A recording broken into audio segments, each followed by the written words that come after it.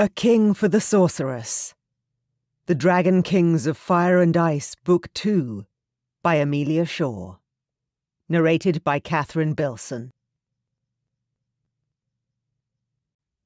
Chapter 1. Eric. I knelt with my head bowed, every word the elder spoke placing the weight of the world on my shoulders. Bravadik Aman, son of Sigmus, king of the Black Mountains, I anoint you and bestow upon you the kingdom and clan of your father. In your hands I place responsibility, duty, and power. May this crown grow into a symbol of your strength. May you rise to be the leader your blood right destines you to become. I suppressed the shudder that passed through me. I'd dreaded this moment since the day my mother told me the name of my true sire. He had been the last person in the kingdom I expected. The king. "Arise, King Bravadik," the elder said, startling me out of my reflections. I took a long, deep breath before pushing to my feet and turning to face the room full of courtiers and honoured guests, people who had travelled for the coronation ceremony of the new king. Me. Cheers and applause rang through the room. The guests were on their feet, shouting for me, praising me. They were all people I'd never seen before. People I didn't know. My mother was gone. She had died the past winter, having been ill for many years.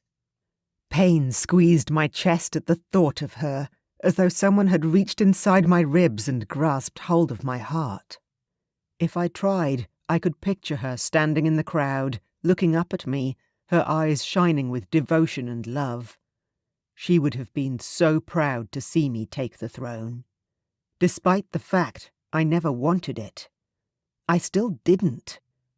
Not the throne, nor the castle. And especially not the kingdom. Hordes of well-wishers surged forward to congratulate me, and despite my misgivings, I held my head high as I made my way down the stairs, clasping hands with the first man to step forward. "King Bravadik, it is an honour," the man said, smiling broadly. He had a kind, open face, and I couldn't help but smile back. I made my way through the crowd, greeting people here and there as they waved to me. Disappointment surged through me when I realised that my half-brother's queen wasn't here. Queen Marianne. 5 years ago, I laid eyes on her for the first time. The first and the last. The crowds before me parted, and a man emerged. With one look, I straightened my spine and lifted my chin to look him in the eye. All of my dragon-shifter kinsmen were tall and broad, but there was no mistaking this man for a mere courtier. "Your Highness," I said, bowing my head, at least until the man's laugh rolled through his chest, coming out deep and loud. "You're a king now. You bow to no one." I raised my head. It would take time to get used to the fact that I was now a leader. He reached out, offering me his hand. I recognized the strength in his grip for the test that it was, and squeezed back, hard. "Thank you for coming to the coronation," I said. He grinned at me and pulled the woman next to him closer. Her breasts were so big and round they were practically toppling over the edge of her bodice. "I'm Stavrok, king of Bravdok." His grin widened. "And this is my wife, Queen Lucy." "Lucy," I said, repeating the strange name. She smiled, and her whole face lit up. "I'm not from around here." My gaze slid back to Stavrok, and I raised an eyebrow in question. "I stole her." Stavrok grinned mischievously. "Out of the local village." "The local human village?" I was shocked by how casual they sounded. "Yes," he said, puffing out his chest. "She'd never seen a dragon before me." Lucy rolled her eyes, her expression fond. "It's very nice to meet you, Bravadik." I scowled at the sound of my formal name. "My friends call me Eric." Stavrok lifted his chin. A smirk tugged at his lips. "You have some of your father in you." I took a step closer. "You knew him?" Stavrock nodded. "Very well. Come to our castle for dinner one evening and we will discuss it at length. I've got plenty of old stories if you wish to hear them." "I would appreciate that," I said, my voice rough with emotion. "Thank you." "Come tomorrow night," Lucy said. "Bring Marianne with you. It has been too long since we've seen Mari. How is she?" I made some low sound deep in the back of my throat, and for some reason my dragon surged within my chest. The mood shifted. Stavrock grabbed his wife and shoved her behind him, all the while rumbling out a growl that made my hackles rise and every muscle in my body clench to keep from shifting then and there. What the hell? My dragon was ferocious, sure, but my control was better than this. "Get yourself together, or you're going to force me to shift," Stavrock hissed through gritted teeth. I caught a glimpse of his dragon in the way his nostrils flared, and the fire that burned in the depths of his gaze, and fought my own dragon's need to rise. I clenched my fists until the knuckles whitened, trying to regain control. Stavrock summoned a nearby male servant who snapped to attention. "A large glass of whiskey for King Bravadic. Now." The servant dashed away. I forced myself to keep breathing in deep, even inhales and exhales. Stavrock continued to hold Lucy back. The gorgeous little human fought against his arms, resolutely trying to peek around his barrel-like chest to get a look at me. When the servant reappeared with the glass and a bottle, I ignored the glass and drank straight from the bottle, down in gulps. The whiskey burned my throat, all the way to my gut. I swigged some more, and when that too reached my empty stomach, the need to shift finally began to subside. My vision cleared and my shifter relaxed, yawning and curling up to sleep inside me. Stupid thing. We're trying to make a good impression, and you almost started a fight with our neighbouring kingdom. My self-anger must have shown on my face, because the servant took a couple of steps back, like I was going to take a swing at him any moment. "Thank you," I said belatedly. The servant continued to stare at me with startled, wide eyes, not looking reassured in the slightest. "Please, just—" I clutched the now half-empty bottle and waved him off. "You should leave." I looked over at Stavrock, who allowed his little wife back around his huge body so that she could stare up at me with barely disguised curiosity. "Did I say something wrong?" Lucy asked, then bit her lip in the sweetest way. "I'm still not sure about all the customs. Forgive me if I offended you." I was too embarrassed to even look at her. "You did nothing wrong," I said stiffly, staring over her shoulder. Then I met Stavrock's gaze and inclined my head. "Thank you. That drink helped a lot." Stavrock reached out and squeezed my shoulder. "We need to have that dinner sooner rather than later. Come tomorrow night, with or without Mari. No arguments." "But—" Lucy began. Stavrock gripped her hand and shook his head. "Marianne is the childless widow of the old king. She will not have a role in this kingdom unless the new king wishes it." His eyes found mine, narrowing. "If I were in his shoes, I would build a house somewhere at the edge of town and put her in it." Stavrock's gaze intensified. I nodded and hummed as though agreeing. Part of me could see his point. Marianne was part of the old court, the old ways. Her presence might divide loyalties. Yes, sending her away would be the logical thing to do. But the idea didn't sit right with me for a number of reasons, none of which, unfortunately, I could share in my present company.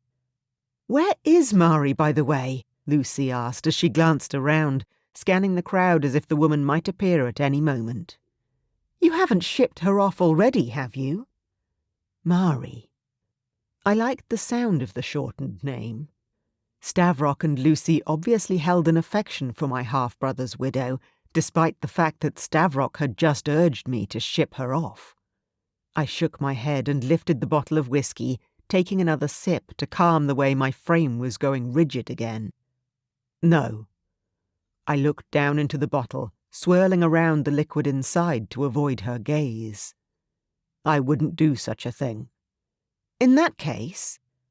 Lucy's glare burned into the side of my head. I could feel it. Where is she? I looked over towards Stavrock for support. I would have assumed a human woman would be more malleable. Stavrock's bark of laughter was so loud, most of the people in the throne room turned to stare at us. Lucy whacked him, and he calmed down a little, though nothing could pull the grin from his lips. No, Lucy is all fire. He looked down at her with pride. Especially since giving birth to our triplets. She is the perfect mother dragon for my heirs. Triplets? Wow. My regard for the little human went up. Beauty, brains, and breeding. Stavrock had hit the perfect trifecta. Babies, Stavrock. We've talked about this. They are not simply heirs. Lucy rolled her eyes. Our son will inherit the kingdom one day, my love. I glanced between them with amusement. So, there seemed to be some cultural adjustments necessary when it came to human-dragon relationships. Lucy huffed and puffed, apparently not having an argument for that one. Then she turned that icy stare back on me. You didn't answer my question. Where's Marianne? I released a deep sigh. I don't know, I admitted. When I arrived, the staff said she was in mourning and would not be attending my coronation. So, I turned away from them a little, pretending intense interest in a nearby marble column. I've left her alone. But I have to assume she's still in the castle somewhere. Hiding from me, it would seem. I neglected to mention that I was hiding from her as well. Nothing would have stopped me from chasing her down if I'd truly wanted to know where she was. Maybe she's in the dungeons, Lucy said under her breath, casting a sidelong look at her husband. Did she just say dungeons? Why would my half-brother's queen be in the dungeons? Stavrock shook his head. That's a long story, my friend. We'll have to tell it to you some other time. He glanced over his shoulder at the line of people waiting for me. I suppressed another sigh. We will see you tomorrow night, Eric, Stavrock said. 8 o'clock. Bring your appetite. I shook the king's hand again. This time his grip seemed friendlier. Thank you again for your help. I lifted the bottle to indicate the alcohol, giving him a sheepish smile. My head was slightly buzzing and my stomach burned with liquor. But my control was back, intact. I apologize if my behavior scared you or your lovely wife. Stavrock chortled, a growly laugh that set my dragon on edge.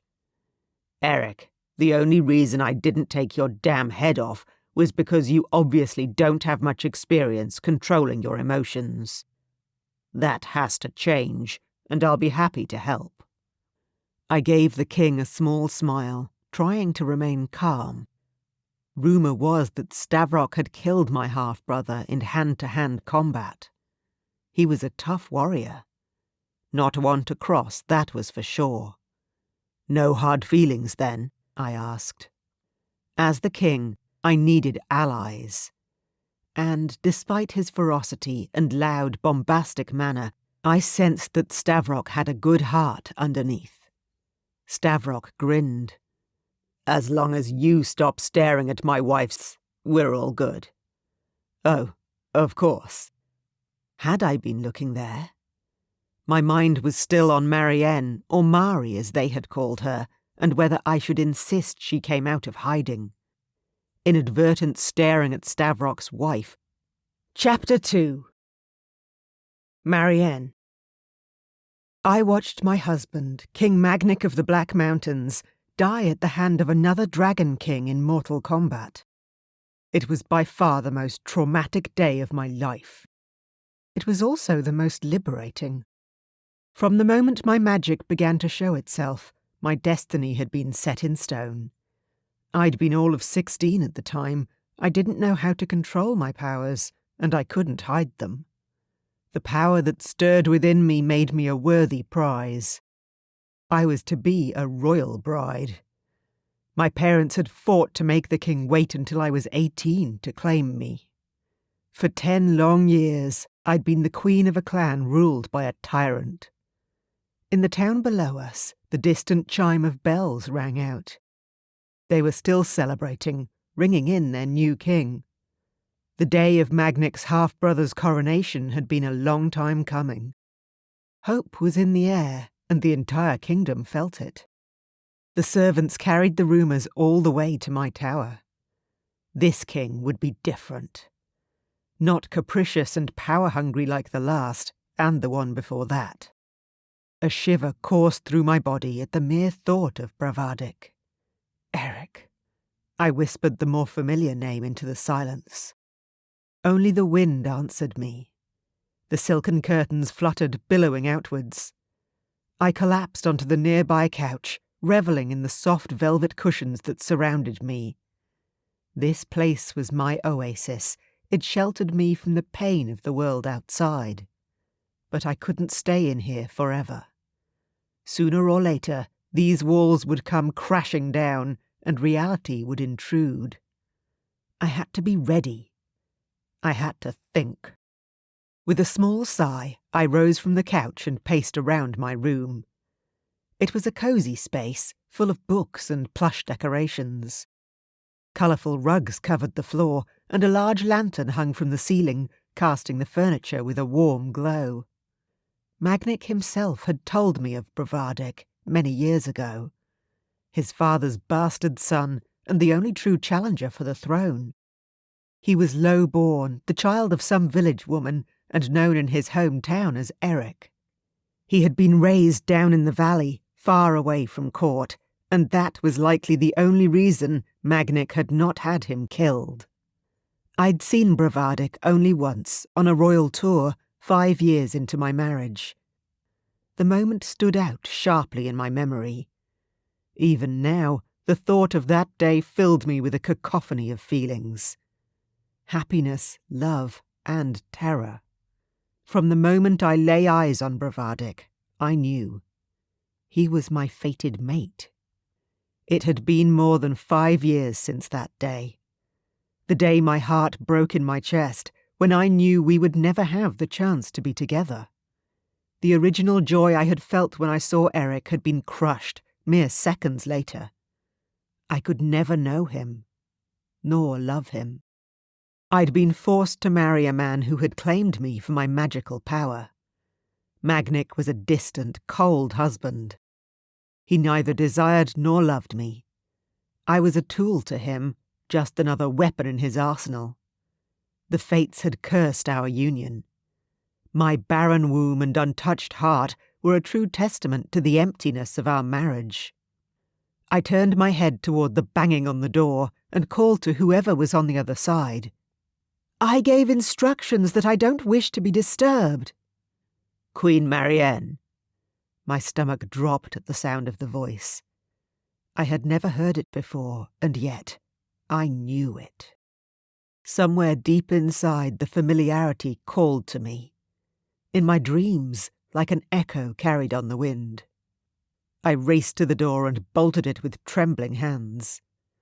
Then I pressed my forehead against the solid wood and took deep, steadying breaths. I know you're in there. The voice was low and smooth. Cautious, but not unfriendly. I took a deep breath and exhaled slowly. What do you want? I forced the words out even as my defensive magic began to swirl around me. Purple infusions of light glimmered around the dim chamber, and I struggled to retain control. It's King Bravadic. Even muffled through the thick wood, I could hear the discomfort when he announced himself. The title didn't exactly roll off his tongue. A reluctant smile tugged at my lips. What had become of the young man I'd seen in town all those years ago? What sort of man was he now? How strong? How beautiful? I ached to know, but I had no right. I was the former king's barren widow, and as such, of little use to Bravadic, other than as a reminder of a past he might not want to remember. "Sire," I swallowed. "How can I be of service?" "Well," he said, "you could open the door for a start." I closed my eyes. Goddess, if he only knew how much I wanted to. I can't. I cast around for an excuse. "I'm undressed and I am unwell, Your Majesty." "I see." An awkward pause ensued. "I have come to ask if you'd join me for dinner at Stavrock and Lucy's castle tonight. They attended my coronation and invited us both." I couldn't help smiling again at his use of the King and Queen's real names. It made sense that Eric wouldn't follow political protocol, given his upbringing.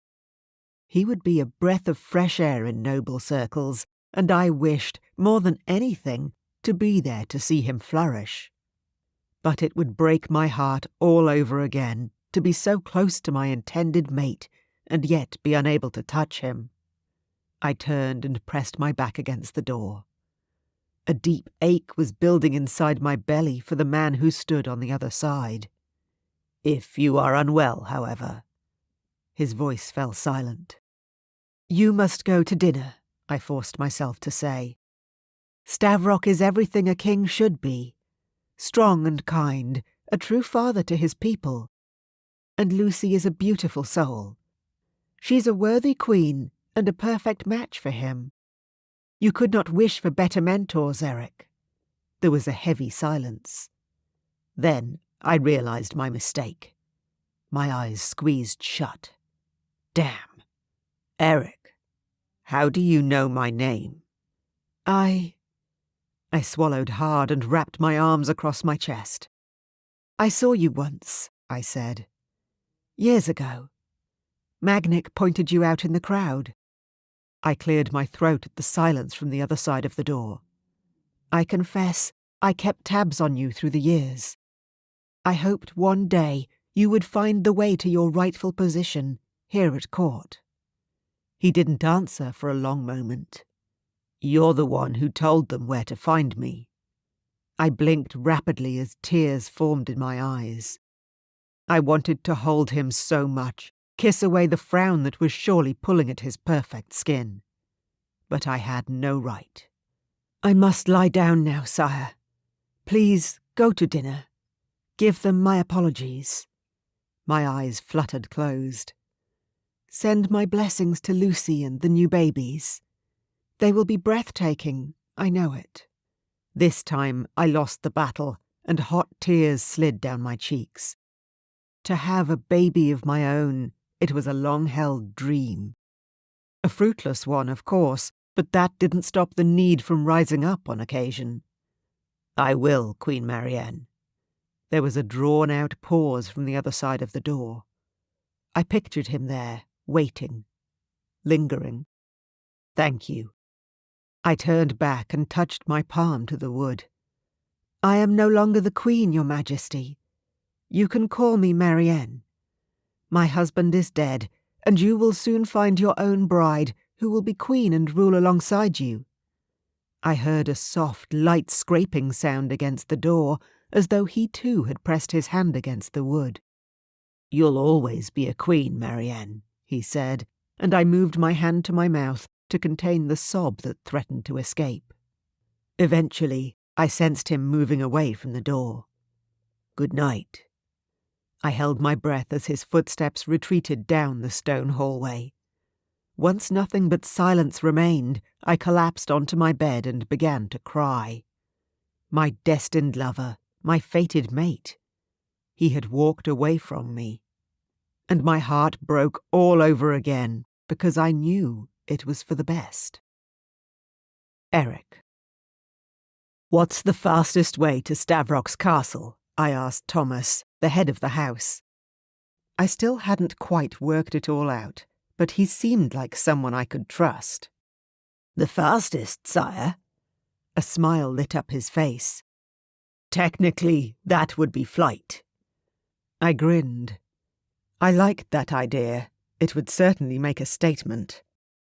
Though the lack of clothing on arrival might be a problem. Thomas smiled even wider, as if he knew where my thoughts had gone. He obviously had a wicked sense of humour, and I liked that about him. "Perhaps, since this is your first visit, sire, you could take the carriage." I frowned, disappointed. Flying would be more fun. Thomas snapped his fingers, and several maids arrived holding clothes in their outstretched arms.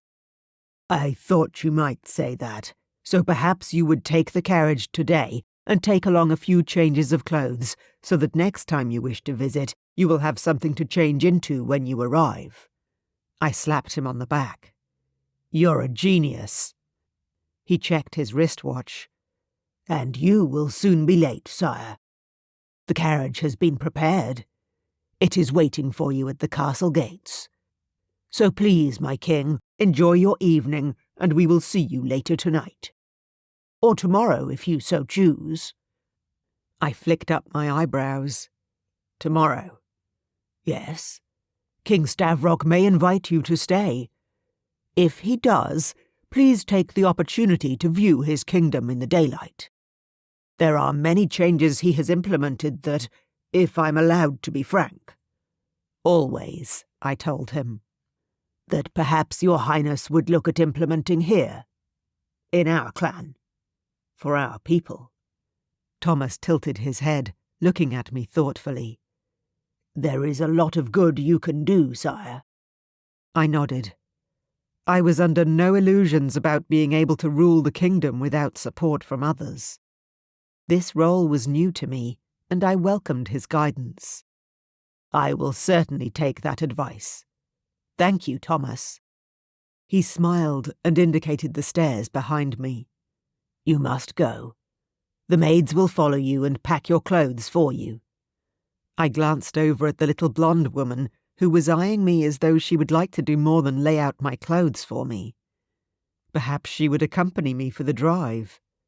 "How long is this carriage ride, Thomas?"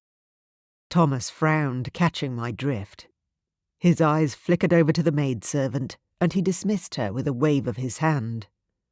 "Not long enough, sire." I heaved a sigh and headed toward the stairs. "All right. See you when I see you." I walked out to the carriage and climbed in, alone, and we set off. My gut ached, my balls throbbed, and my veins pumped with a fire that was only associated with the need to shift or fuck. I needed a woman.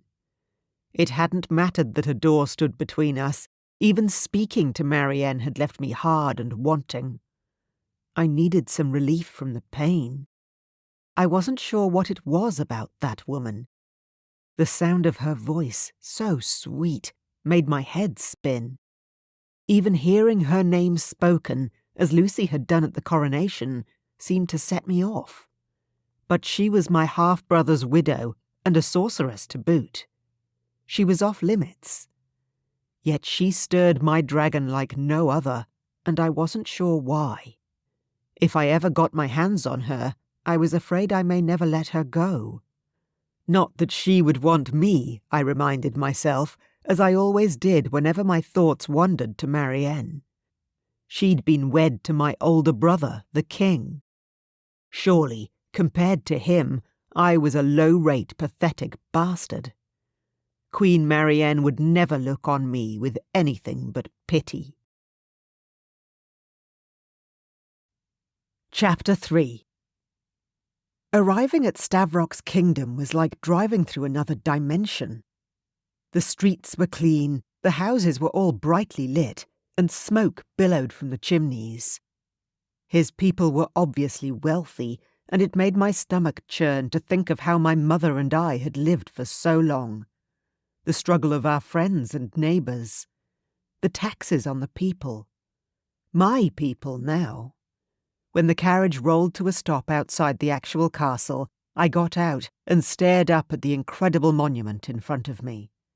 Wow. The idea that I was invited as a guest to such a place still felt like a dream. "This way, sire." A servant took my clothes and walked ahead, up the stairs before me. I followed him, looking around and absorbing the atmosphere of the place. And once we stepped inside and the warm air hit my face, I sighed. This was heaven. There were expensive tapestries on the walls, lush carpets beneath my feet, and from the sound of the general chatter and laughter in the castle, happy people around me.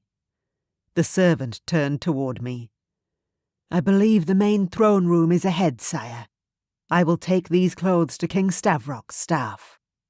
The servant headed off, and I stared ahead at the well-lit doorway.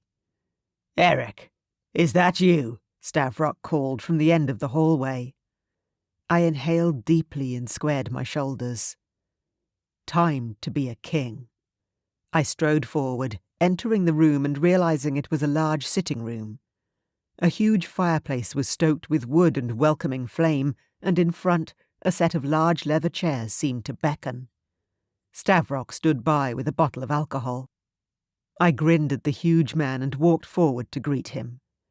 I clasped Stavrock's hand, giving it a firm shake, and smiled in greeting at his wife, who stood nearby. "Thank you so much for having me." "We're excited to have you here," Lucy said. She had a baby on each broad hip, and she juggled them with seeming ease. "But where's Marianne?" I reached out a hand to the baby boy, who grabbed my finger and smiled a toothless, gummy grin at me. "She was unwell," I said shortly. "She sent her apologies and told me to come along and learn all I could from you two." Stavrock chuckled. "Well, she knows best. Come, follow me." Lucy hoisted the babies on her hips. "I need to put these two back in their cribs. I'll meet you both in the dining room." She headed off toward the broad staircase at the centre of the hall. I watched her large swinging hips as she left, then realized I was staring and pulled my gaze back to the king before me. "I apologize. Your family is everything I could ever want." I couldn't express the thought without sounding odd, but it hung in the air between us. Stavrock acknowledged my unspoken compliment with a broad, knowing smile. He led me into a huge dining room and poured us both a whiskey. The amber liquid sloshed in the glasses as he picked them up. "I agree," he said. "I'm a lucky man." We clinked glasses. "To a successful alliance between our two great houses," he said. I nodded. "Hear, hear." I took a sip and enjoyed the burn that rolled down my throat. "So, from what I gather, you and my half-brother were not on friendly terms." Stavrock let out a booming laugh. "Because I killed him, you mean?" So, it's true. I absorbed the information, careful not to let the shock show on my face. Stavrock had been nothing but friendly to me, but I couldn't let myself forget that this man was powerful as hell. This man had killed the previous ruler of my kingdom. I simply nodded. Stavrock's smile softened, and he led me over to the dining table. It was huge and elaborately laid out with crystal glasses, white linen and sparkling silverware. Seeming to pick up on my uncertainty, he indicated the chair to the left of him. I sat and nodded in gratitude. He took his place at the head of the table, confident and stately. A true king. There was a place setting to my left. A wave of sadness passed over me that Marianne would not be here to sit in what I saw as her rightful spot. "Magnic wanted more than he had," Stavrock said. I put aside my bleak thoughts about Marianne and refocused. "Always. He craved power, wealth, and domination over the other dragon kingdoms. When he saw a way to force me to hand over my lands and the mining rights that come with them, he took it. What did he do? I asked. He kidnapped Lucy. My mouth dropped open. Excuse me? I placed my drink on the pristine white tablecloth so that I didn't spill it everywhere. He what? He kidnapped me, held me in the dungeon, and threatened to kill me if Stavrock didn't agree to his ransom conditions, Lucy said, as she walked back into the room. Her tone was surprisingly breezy, given the horror of her tale. I wondered if all humans were this nonchalant, or if this one was unusual in that regard. She sat down on the right side of her husband and laid a hand over his. "Are our babes sleeping?" he asked her, in a gentle tone that I was surprised to hear from such a strong man. She nodded, smiling. "Like little angels." Then she turned her gaze back on me just as I lifted my drink to my lips. "So, Eric, I assume you have a temper." She smirked at Stavrock. "It seems to be a feature in the bloodline of Dragon Kings." I choked on the whiskey, which shot up my nose and out of my mouth, making a general mess of everything around me. Servants hurried over from every corner to clean up the spill, handing me napkin after napkin. "I am sorry," I said, annoyed at myself and embarrassed more than anything. Could I make it any more obvious that I wasn't raised to be anything other than a street urchin? Stavrock grinned. "My wife has a wicked tongue. I should be the one apologizing to you." Lucy glared at him. "I was just asking a question." Question. What had she asked again? Oh, that was right. I bowed my head for a moment, gathering my thoughts. "Well, yes," I answered eventually. "I struggled with my temper a lot when I was younger, especially through my growth years when I was first shifting. I set the town alight one too many times." I winced. The people named me Rage, but my mother called me Eric. "And you prefer it over your longer name?" Lucy asked. I inhaled sharply, not sure if I should admit to such a thing. But I didn't wish to answer to Bravadic for the rest of my life, so I spoke honestly. "Yes." Bravadic, my royal name, still threw me off balance every time I heard it. My father had told my mother what to call me when I was born, and it had always stuck in my craw that she had allowed him to have such a say over my life as to actually name me. I never even met the man. He hadn't sent me so much as a letter. My hosts didn't ask why I preferred the name Eric, however, and the conversation soon turned toward the running of the kingdom. Stavrock was aware that I didn't know the first thing about statecraft, but he didn't seem to hold it against me. "My father considered the happiness of the people to be the most important part of running a kingdom," Stavrock said. "If the townsfolk are warm and well-fed, then the whole land will prosper. That advice hasn't failed me yet." I cast my mind back to the hardships I had faced, growing up in a humble village, far away from any finery. The long, dark winters. The famine. The cold nights where my mother had no kindling to keep us warm. Everything you told me about King Magnic. I stared down at my plate. I knew I had to choose my words carefully. Kings did not barrel through conversations like these. I had to be smart. "And everything I experienced in the past as one of his subjects. He is not a ruler I wish to emulate." Lucy snorted. "But I don't know the kingdom. Not as I should. Not as a king would. I wavered. There has to be a better way of doing things. I vowed to do right by my people when they placed the crown on my head. I want to honor that vow." Stavrock studied me, as if sizing me up. I looked back, not breaking eye contact. The huge open fireplace behind us flickered, casting golden light over the table and filling me with a sense of peace I hadn't felt in years. Lucy opened her mouth as if she was going to say something. But before she could, however, the fireplace roared, flaring with light and heat.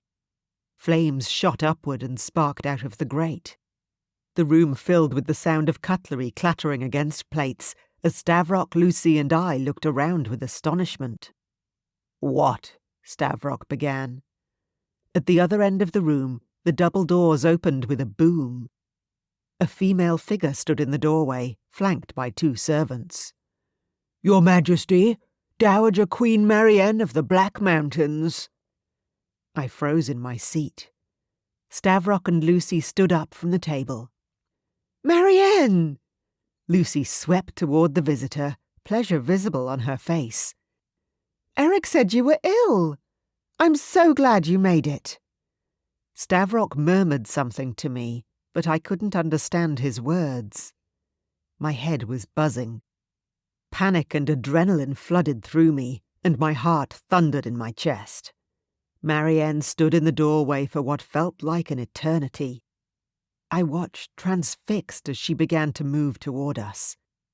Everything else in the room grew dimmer as she approached, as though she was giving off her own source of light. Her long dress shimmered and rippled, hugging her gorgeous frame, and her dark hair flowed loosely across her shoulders. I had never seen anyone more beautiful. Her eyes captivated me the most. They were a deep indigo, so dark they could have been black. When they caught the light, they glowed with magic and mystery. My heart clenched at the sight of those eyes. Something inside me snapped. The barrier that held back my dragon broke, and it thundered to life. My dragon roared, more powerful than ever before, and in that moment I knew I'd lost all vestiges of control. I didn't have time to shout a warning. My vision blurred, and the roaring inside my mind grew louder and louder as I slid off my chair, dropped to my knees, and succumbed to the inevitable. The dragon would not be silenced. It had seen Marianne, and in that split second, I was no longer the one calling the shots. It had been years since I had shifted like this. Wild, spontaneous, and 100% animal instinct. I couldn't do anything but cling on for the ride. Already my claws were lengthening, my ribcage expanding. My blurred vision sharpened as the dragon took over, and I let out a roar as my wings unfurled from my back. I beat them through the air, causing the fireplace to flicker and cutlery and glassware to fall to the floor with a clatter and crash. I twisted around, trying to get my bearings. My human mind screamed out, but it was locked deep within the scaly hide of the dragon. The dragon was on a mission. It had zeroed in on Marianne. She stood, pale and unmoving, staring up at me with those beautiful eyes. She was everything I wanted. Everything I needed. Stavrock inched into my peripheral vision. He had circled around me in a wide arc, careful not to place himself between me and Marianne. Lucy was nowhere to be seen. He shouted something. With a heroic amount of effort, I wrenched my gaze off the woman in front of me and onto Stavrock.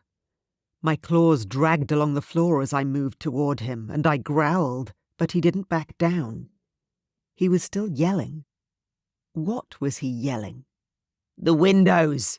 Get them open now!" I knew, the part of me that was still a man anyway, that I didn't want to hurt anyone. But the dragon in me would rip this place apart if anyone tried to stop me from taking Marianne. The woman herself, in contrast to the chaos around her, stayed remarkably composed. She gazed up at me like she was waiting for something. I extended my wings out to their full capacity, and the rush of air swept her hair back from her face. It fluttered and resettled around her shoulders, and I caught the hint of a smile at the corners of her mouth. Why was she not afraid of my dragon? The wind picked up, cold and strong, and my head snapped up. The dragon was more alert than me, and I scanned the room, noting that the row of wide, floor-to-ceiling windows had been thrown open. The curtains billowed out like the sails of a ship, and the starlit sky glittered beyond. While I focused on Marianne, Stavrock had shifted too. His dragon form loomed in the shadows, just as powerful and imposing as the man himself. A tiny figure pressed up close against his dark, scaly side. Lucy. Stavrock roared. A tongue of flame shot out through his open jaw. I roared back, then stepped closer to Marianne. I crouched low, inviting her to climb onto my back. She came willingly, sliding over my shoulder and settling between my wings. I shuddered in delight as her tiny hands scrambled for purchase against my scales.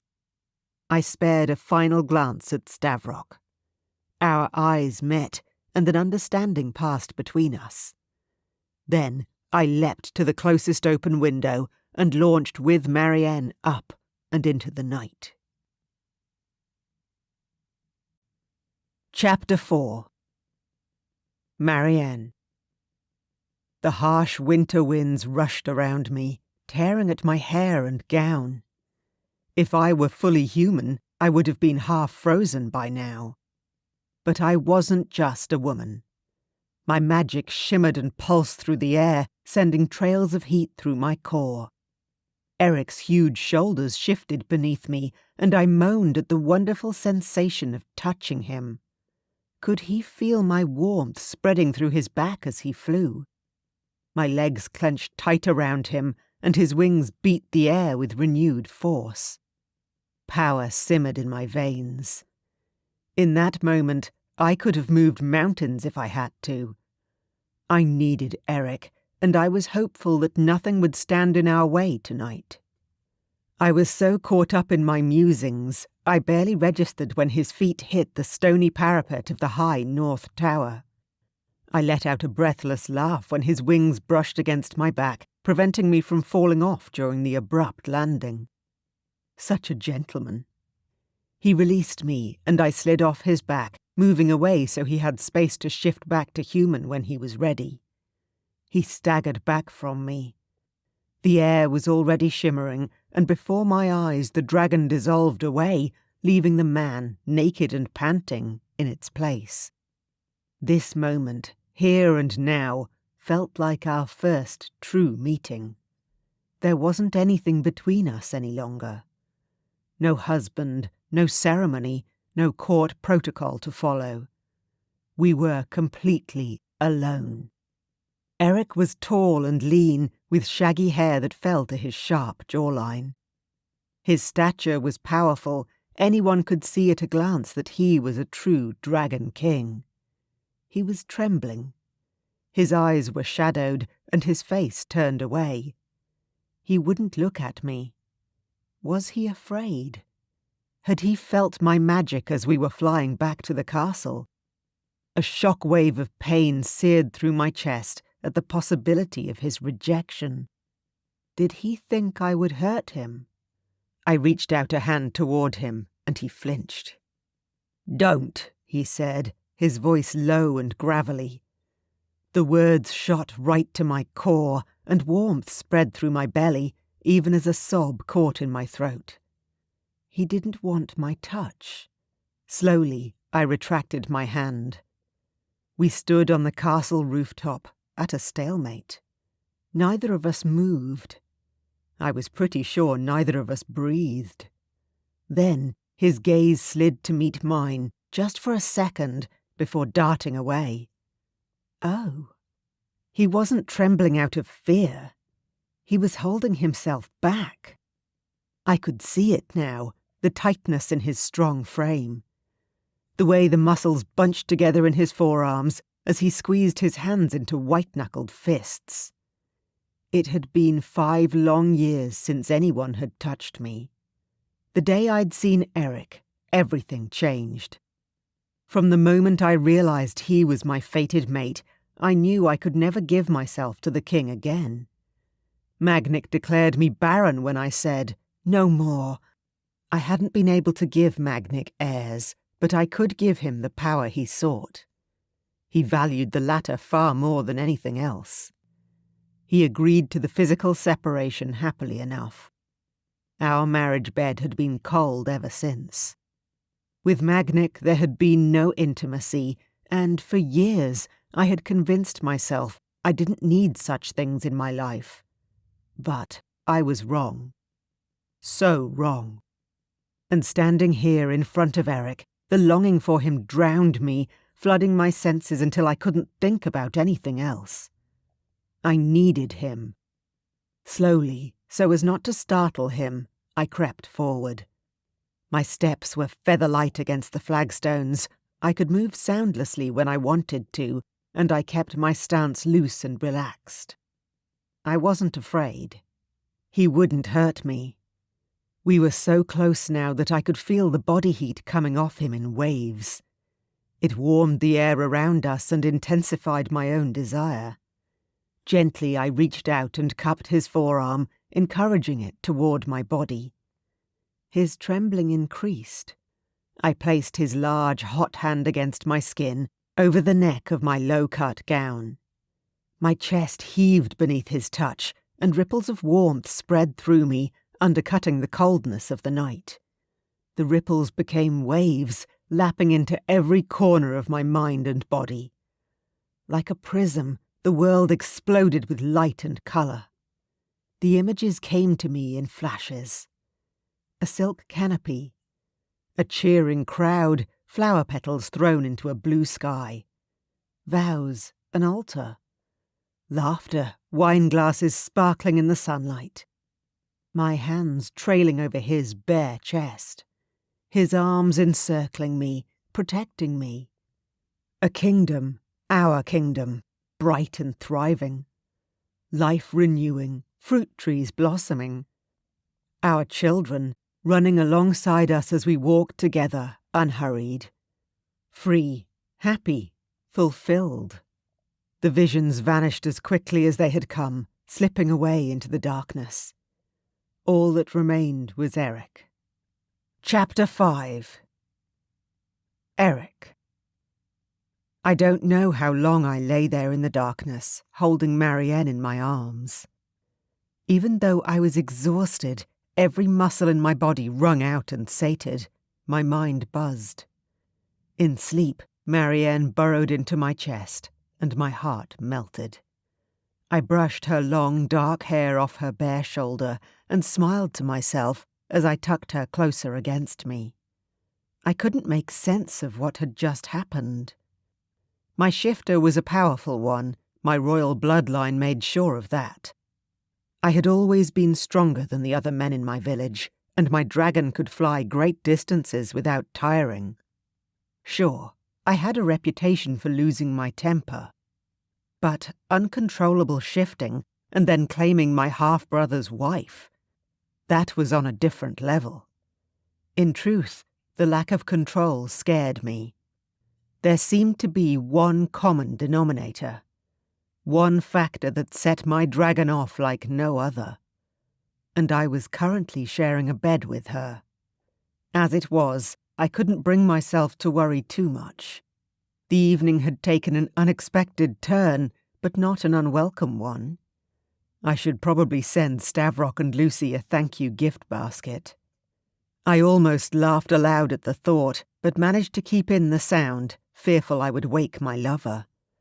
I ran a hand over Marianne's soft hair and drifted into sleep. Marianne. My eyes, still blurry with sleep, took a couple of seconds to adjust when I opened them. Unless I was mistaken, I was in King Eric's bedchamber.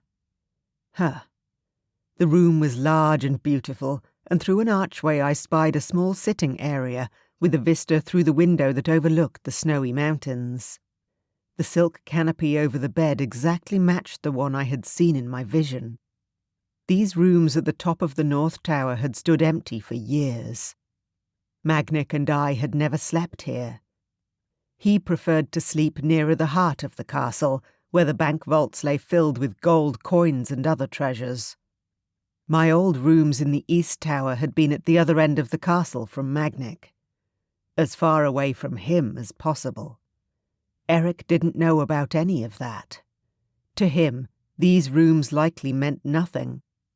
They were simply the king's rooms, prepared for him as befitted the man who currently sat upon the throne.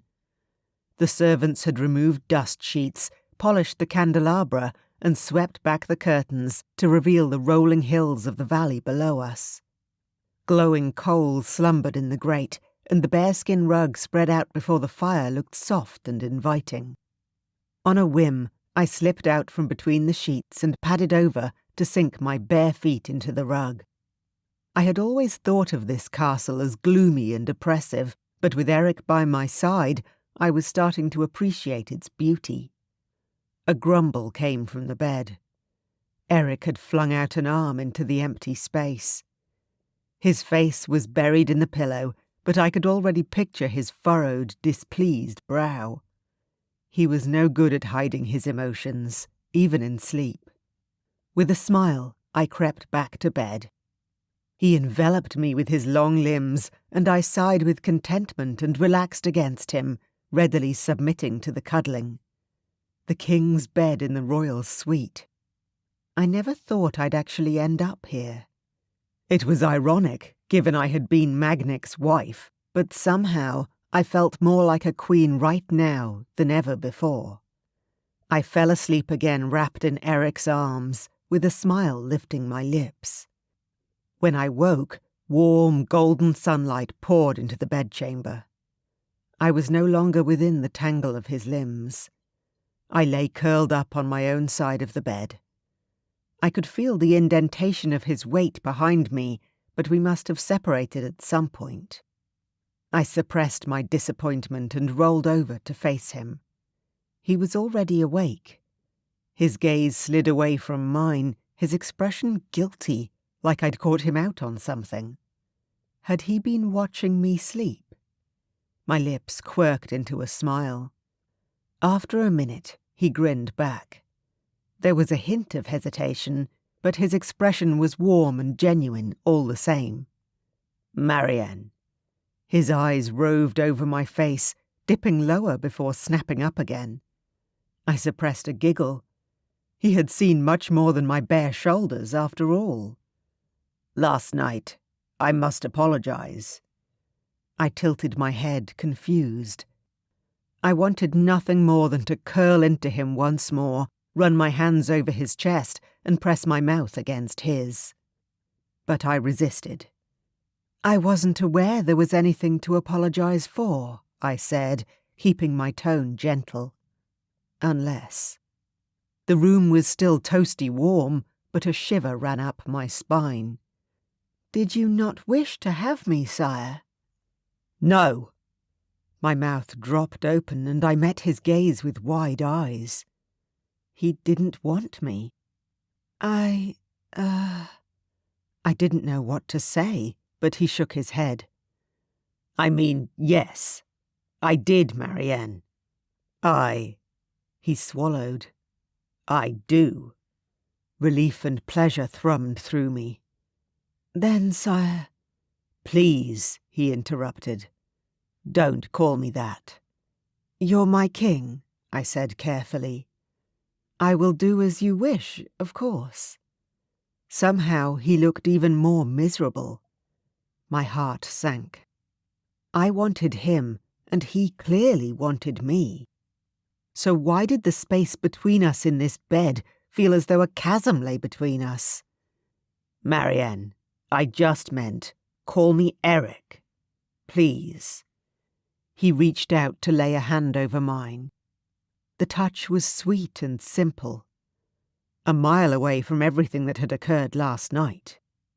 I stared down at the bedsheets. His fingers over mine were light, as though he was afraid I might throw him off any second. He had big hands, and my smooth, pale fingers fluttered under his roughened palm. Then the visions came. It happened without warning. Usually I got a couple of seconds to prepare before a premonition took over, but this one hit me like a sledgehammer, pulling me under, drowning me in its intensity. I gasped before reality ripped away from me, and I was flung out into the darkness. The world reformed, solidified. I found myself outside, on my knees, looking up at the castle. The sky overhead was black, but the castle was brighter than I had ever seen. Every turret, every window, everything burned. Hot tongues of flame shot into the sky, lighting up the night, and thick clouds of acrid smoke filled the air. I choked, coughing. I couldn't speak. My throat was raw from screaming. All I knew was heat and destruction. The castle melted away. I was in a busy street. A town marketplace. I recognized it with a jolt. This was the village where I first saw Eric. That day had been bright. The sky was blue, the trees laden with apple blossom, and the crowds cheered for their new young queen. Me. This time, however, the sky thundered overhead. People ran screaming past me. I skittered backwards, but they didn't notice. I was a ghost, powerless to help them or to stop it. Death hung in the air. It was then that I realized the flashes in the sky weren't lightning, but dragonfire. The image changed again. I was back in the castle, on the rooftop. I knelt, cradling a man in my arms. Eric gazed up at me. Despite the blood and dirt that covered his face, he looked peaceful, serene even. A smattering of raindrops fell against his cheek. It took me a second to realize that they weren't raindrops. They were tears. Mine. He reached up and touched my cheek. The motion clearly hurt him, and with horror I saw the wound in his chest. Beyond healing, even with magic. "Eric," I whispered, stricken. He just smiled. His face was close to mine, and I bent so I could catch his soft words. "Our baby," he breathed. "Get as far away from here as you can." My breath hitched on a sob, and the vision melted away. I tumbled through darkness for what felt like forever, until I registered arms around me. Strong, solid, and real. "Marianne!" Eric, whole, uninjured, and frowning deeply, cradled my face, wiping away the tears that tracked down my cheeks with his thumbs. "Marianne, what is it? What's wrong?" I gasped, trying to get a hold of myself. I ran my hands up and down his arms, feeling his warm skin beneath my palms to reassure myself he was there. That he was alive. All the distance between us was gone. We were tangled together again in the bedsheets like one body, one being. I pressed my forehead against his, allowing myself a couple of heartbeats to recover from the vision. I breathed Eric in, feeling him against me, warm and solid. He was safe, unharmed. He held me against him. It felt so good. I couldn't afford to become distracted. Something bad was coming this way, and I needed time to gather my thoughts and work out what the visions had meant. Reluctantly, I slid off the bed in search of some clothes. The ones I'd worn last night weren't in a state to be worn again. There wasn't anything in the walk-in wardrobe except large robes, so I slid one around my shoulders and tied the strap around the middle. It was awkward. When I reappeared in the main room, Eric lay exactly where I had left him in the middle of the bed. He looked like a lost puppy. I walked toward the door. "Wait." I froze, one hand on the door handle. When I turned, his gaze was steady. I looked away, cheeks burning with the knowledge that he had just witnessed me in such a state. "Tell me." Even from his position on the bed, he still commanded my attention. "Are you okay, Marianne?" I managed to nod. In the face of everything I'd just seen, his concern warmed me straight to the core. "Yes." I bit my lip. I wanted to explain myself, but I needed to make sense of it all first. See you later. I stepped out of the room before he could reply. Chapter 6. Eric. I'd been called into a meeting with the elders, and I was so out of my depth I could barely breathe. Important matters were being discussed. Matters of state, matters that I had to attend to now as the king. I couldn't concentrate on any of it for a single stupid reason. I felt underdressed in my own damned council meeting. I eyed the thick gold chain that hung around the neck of Elder Kilgrave. It glinted as he turned, winking at me as if to say, "Look at all this finery. Where's yours, boy?" That chain could have fed my mother and me for a year. Longer, probably. The elder caught my eye, raising his brow, and I flushed, glaring down at the table. It wasn't that I wanted a similar decoration for myself. I couldn't imagine anything worse than parading around in such a wasteful thing, in fact. But maybe that was because I was too roughshod, too unsophisticated. A mere boy, playing at being a king. "Sire?" My head snapped up at the address. The other advisor, Elder Slater, pressed his lips into a thin, disapproving line as he stared at me. He wasn't much friendlier than his counterpart. Every time I had to ask for clarification on a point of business, he gave an impatient tut, like I hadn't been paying attention, or was too stupid to understand matters of grave importance. I wanted to call an end to the whole meeting and fly out to find a grassy field where I could spend the time roaming around and exploring the countryside like I used to do. Maybe I could take Marianne with me. The image of her laid out naked in a field somewhere filled my mind, and I grinned to myself. Maybe we could go for round 2. I coughed loudly, forcing myself back into the present. "Sorry, what was the question?" "We need to decide how to allocate our spending for the next quarter, sire. The old king raised taxes on the townsfolk last year, and now we have—" The elder paused, a smirk sliding over his face. "We have something of a surplus, it seems." "That's excellent news." I spread out my hands. I've been doing some thinking on that subject myself. "Is that so?" Elder Slater interjected. He added, "Your Majesty," when I turned toward him and speared him with a look.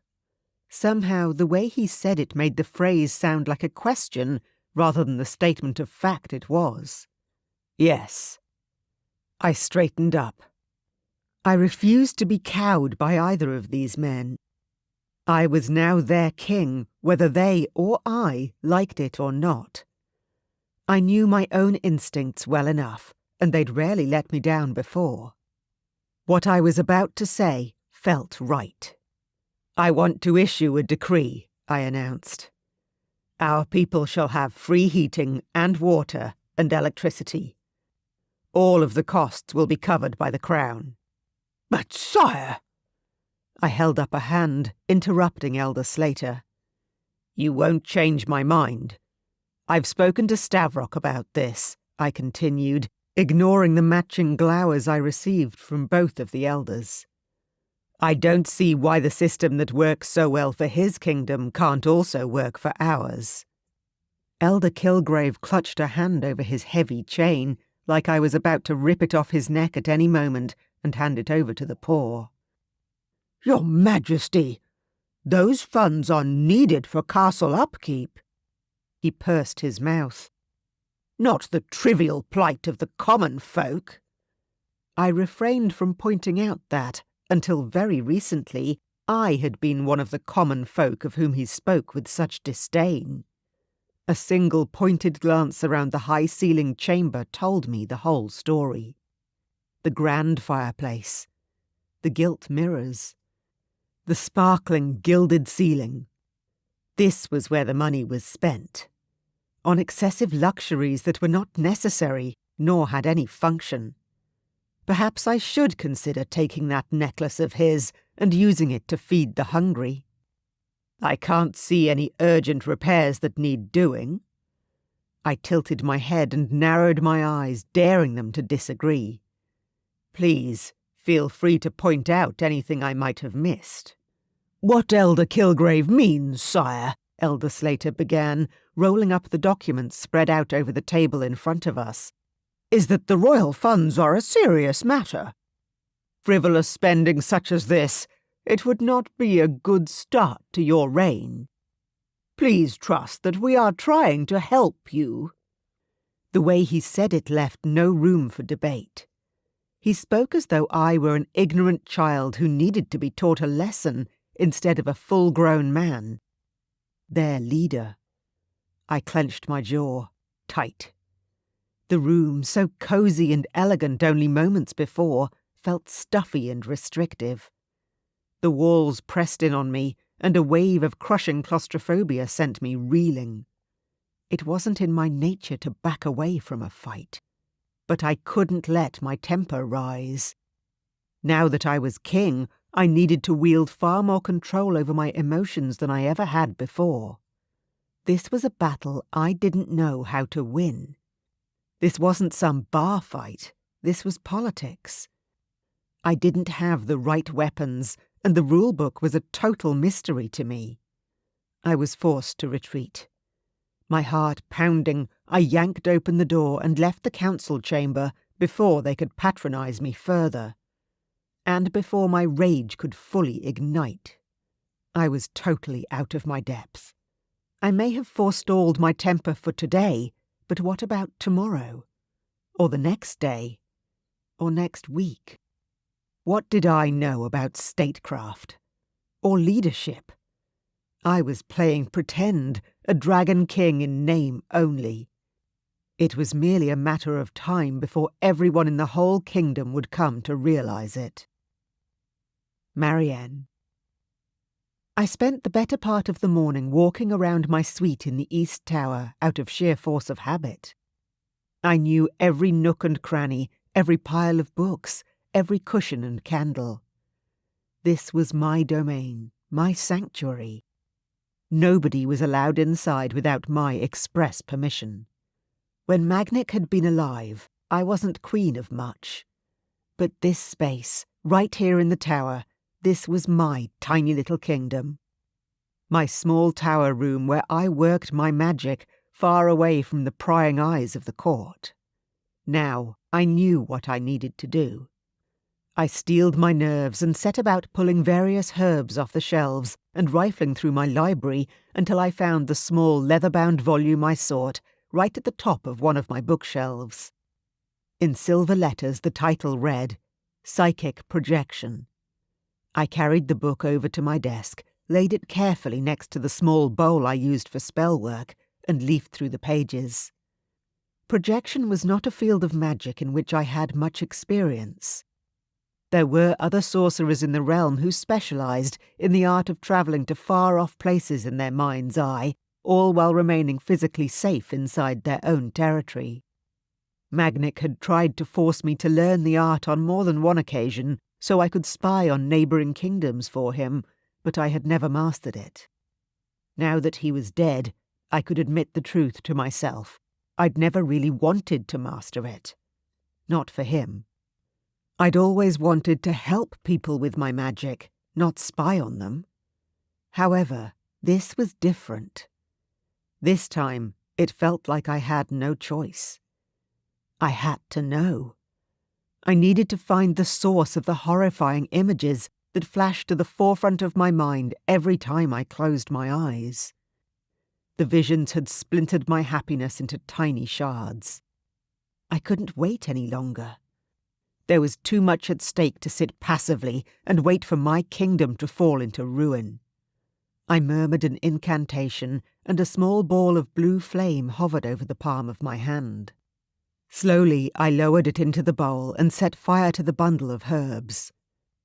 A thick blue smoke rose from the bowl.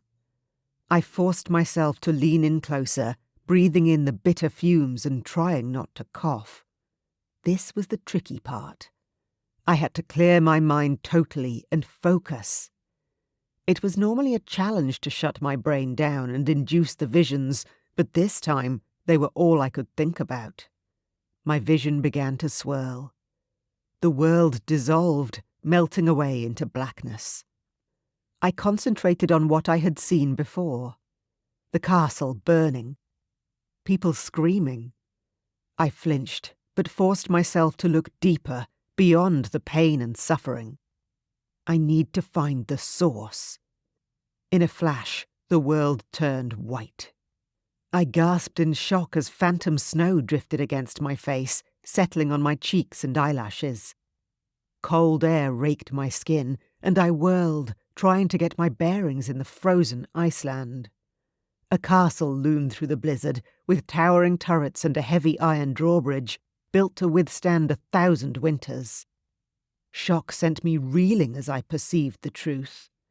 Damon. The Loner King. The Dragon of Winter. He had many names. In truth, I knew more of those than I had memories of seeing him in person. He rarely ventured south. He preferred to stay in his icy domain, and usually stayed out of the politics and petty rivalries of the other kingdoms. His people occasionally travelled south to trade. They were a distinctive sight, wearing thick, heavy furs draped across their shoulders, adding bulk and wildness to their broad, solid frames. Their rough-hewn weapons always looked as if they had seen their fair share of use. Even Damon's shifters were unique.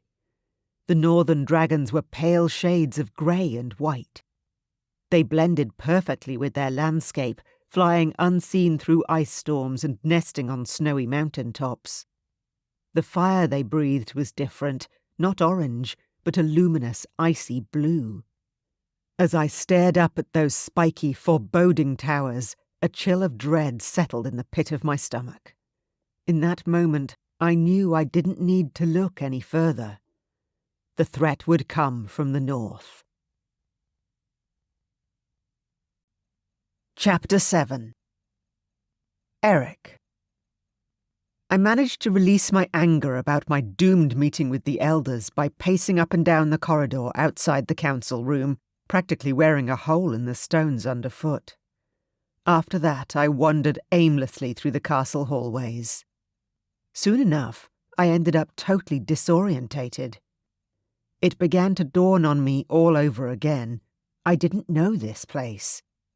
I hadn't yet had a chance to become familiar with the layout. I had no bolt holes, no secret corners, nowhere I could go to lick my wounds. This was my domain, my literal castle, and I was lost. All the servants I passed along the way inclined their heads with deference, but from the sideways looks on their faces, it was clear they saw me for what I was. A total stranger. Worthy of respect, sure. I was their king now. But they didn't know me, and I didn't know them. Perhaps they hated me. How could I live up to the legacy of my half-brother, even if he had been disliked for actions such as kidnapping Stavrok's mate? At least he'd been a true-born king. I was, at best, an interloper. Eventually I found my way back to a section of the castle I recognized. In the end, I returned to my office in the council chambers, out of a lack of a better idea on where to go. The space was empty. The elders presumably gave up the meeting as a lost cause. It was just as well. A headache was building behind my eyes, and I wanted nothing more than a stiff drink and a fuck, in whichever order they came to me. That was where Marianne found me half an hour later, with my head resting on my arms as I sat at my desk, surrounded by dozens of law codes, balance sheets, and tax bills. I must have been a pathetic sight. There was a tentative touch on my shoulder, and I knew instantly it was her. I tried not to sink into her touch, though her hand was as light as a feather, and strangely comforting. When I lifted my head, there was nothing of the fiery temptress who had shared my bed last night. In the mid-morning light, she was wan and frail, flitting around the side of the desk like a butterfly, and settling into the unoccupied chair. She truly is like no woman I've ever met. And yet, there was something off about her today. She wasn't meeting my eyes. Something had happened earlier, while we were in bed. Something that had shaken her to the core. She had rushed off without explaining, and instinct had told me not to stop her, but I sensed I was about to find out what had occurred. To what do I owe the pleasure? I kept my voice light, trying not to show any hint of the anxiety that stirred within me. She lay her hands palm side down on the desktop and finally met my gaze. I owe you an apology, she said. My chin snapped up. Something churned in the pit of my stomach. Does she regret what happened between us? I raised an eyebrow. For what? For rushing off like that after. She bit her lip, looking embarrassed. I forced myself not to stare at the way she caught her full lower lip between her teeth. Oh. It was my turn to feel uncomfortable. There's no need to apologize, Marianne. You were under no obligation to stay. She seemed disappointed to hear that. My confusion grew by the second. Wait, is that why you're here? I asked. Simply to apologize. She sighed. No, not entirely. I could sense that she was stalling, but I couldn't guess why. I raised my eyebrows, waiting. You know that I have magic. The words rushed out of her so fast I almost didn't catch them. Of course. She flushed, tucking a long strand of hair behind her ear. So, I'm a sorceress. That's why Magnic chose me to become his queen. Because he wanted access to my magic. For himself. At the mention of the previous king, my stomach sank. Why do you ask? Sometimes She swallowed. Sometimes I have visions. And when we were together this morning, her eyes darted away again. I saw something, Eric. A vision. That's what happened. I had a vision, and I ran. I exhaled, relief washing over me. She hadn't run because she regretted our coupling. I thought back to the moment she'd left. In truth, she'd looked scared and vulnerable. Like she was 1,000 miles away, not safe with me in our bed. Does it hurt? I asked. Marianne seemed thrown by the question. What? When you have your visions. A strange look crossed her face. No one's ever asked me that before. I suppose I'm used to them. I've always had visions, ever since I can remember. That doesn't answer my question. My voice was gentle, but I couldn't hide my curiosity. It's not a physical pain, she said. But it's like the world around me disappears. Sometimes I can't trust that what I'm seeing is really real. On impulse, I reached out across the desk and clasped her hand. There, I said simply. That's real. Her face softened, and her thumb stroked across the back of my hand. It is indeed. She contemplated our joined hands for a moment, then raised her beautiful eyes to mine. But, Eric, I must tell you what I saw. Her expression was grave. She grew even paler than when she'd first entered the room. I came to warn you. I frowned. Of what? Something's coming. A darkness. She broke off, her eyes wide and distressed. King Damon is planning to attack.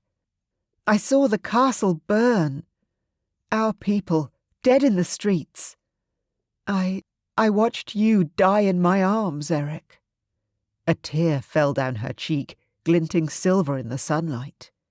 I stared at the open book in front of me without really seeing it. She saw me die. My gaze drifted to our joined hands. In your vision, we were together. Warmth bloomed in my chest when I said the words out loud.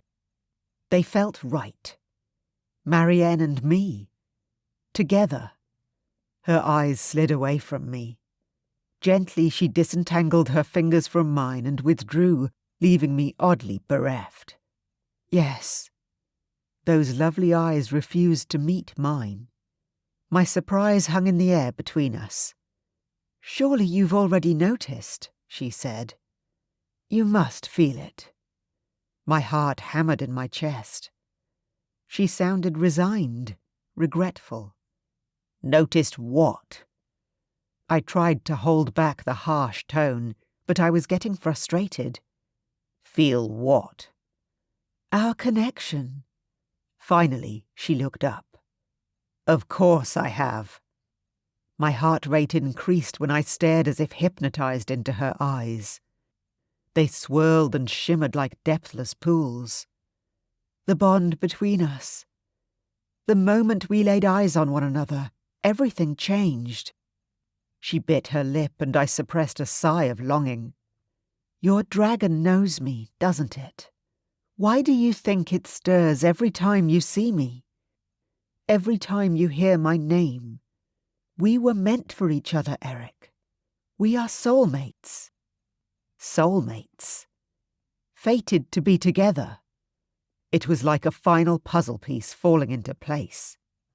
That was why she had hidden from me when I first came to the castle. All these years she must have known. And I hadn't had a clue. Something had drawn us toward each other, binding us together. Like a thread running through our lives, winding us closer and closer. Right from the moment we'd seen each other, all those years ago. My mind was blank with shock. Soulmates. Fated mates. You knew about this, I whispered. The whole time. Why didn't you say anything earlier? She looked utterly miserable. My chest tightened as realization struck. She doesn't want this. Us. Why would she? Marianne was powerful, beautiful, and strong in her own right. Anyone who laid eyes on her could see that she was in a different league to me. Apparently, the fates had shackled her to me, a low-born lout who was only here by sheer dumb luck. It's complicated, she said. Last night. My skin prickled as I remembered the way I had held her in my arms. The passion, the lust, the inescapable desire. It was all due to the fated mate bond. My chair scraped back from the desk as I stood. My movements were abrupt and jerky. It took a second for me to realize I was shaking with anger. You don't have to explain yourself to me, I said, turning away. I understand now. She didn't want me, but had no choice except to follow fate's design. The magic had forced her into it. Was that the problem? I didn't want to see the disgust in her expression. Or worse, the pity. It wasn't my choice, Eric. Her voice was closer now, and when I turned my head, she stood right in front of me. Neither of us have a choice in this. I'm sorry. Her eyes flashed with repressed emotion. I ached to pull her against me with every fibre of my being, but I resisted. I couldn't bear to face her inevitable rejection. Our bond was inescapable, inevitable. I was still reeling from the truth, but I couldn't deny it. We were bonded. Worst of all, some part of me had already known ever since that first day when we were worlds apart. When she hung on the arm of King Magnic, her husband, radiant in the sunlight, waving out at the cheering crowds. I closed my eyes. It seems that the fates have a sick sense of humour, I said. Shackling you to your husband's low-born half-brother. You wanted the king, and you got the bastard. As soon as I uttered the words, I regretted them. I knew I was being unfair. Marianne had already told me Magnic had chosen her, not the other way around. How could anyone say no to a king? But pain made me harsh. The barbs that had twisted themselves into my heart tightened as her eyes filled with tears. Since you arrived in the castle, I wondered about you. Who you were, what kind of man you have become since that day I saw you in the street. Her strong tone belied the tears that spilled over, tracking down her flushed cheeks. I think I finally have my answer. I guess you do, I snarled. I am truly sorry to disappoint you, Your Majesty. I made sure to imbue the title with the same disdain I had received from the elders this morning. Her eyes widened and then narrowed. So am I, she said. Your Majesty. We breathed in tandem, inches apart.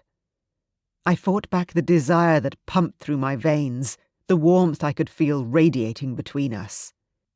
It didn't matter what our bodies wanted for us. I would never be good enough for her, and we both knew it. At least we were on the same page. My status in life might have changed, but one thing was certain: last night had been a huge mistake. She had just made that abundantly clear. I wasn't worthy of touching her, and I never would be. Chapter 8. Marianne. I stared up at Eric. His tall, lean body was stiff with tension, and his arms were crossed over his chest. His whole frame, which had been such a comforting haven to me only a few short hours ago, was now as impenetrable as a brick wall. Hopelessness threatened to crush me. I scrubbed the tears off my cheeks and whirled around, determined to put some distance between the two of us. I took a few deep breaths to stop the panic from rising up and choking me. If my fated mate truly didn't want me, without Eric, my life would be pure loneliness. My magic simmered in my veins, an ever-present reminder of the reason why I would always be an outcast. It was the one thing that truly set me apart from others. I'd spent my life gifted and cursed in equal measure. I knew all the stories. Terrible things happened to sorcerers who were rejected by their mates because their magic could never be accepted. When I was a child, the villagers had whispered tales of madness and destruction wrought by those wielding magic when they had been abandoned by the ones who should have loved them. I heard of sorceresses who flung themselves off high towers out of despair or levelled entire towns with their magic.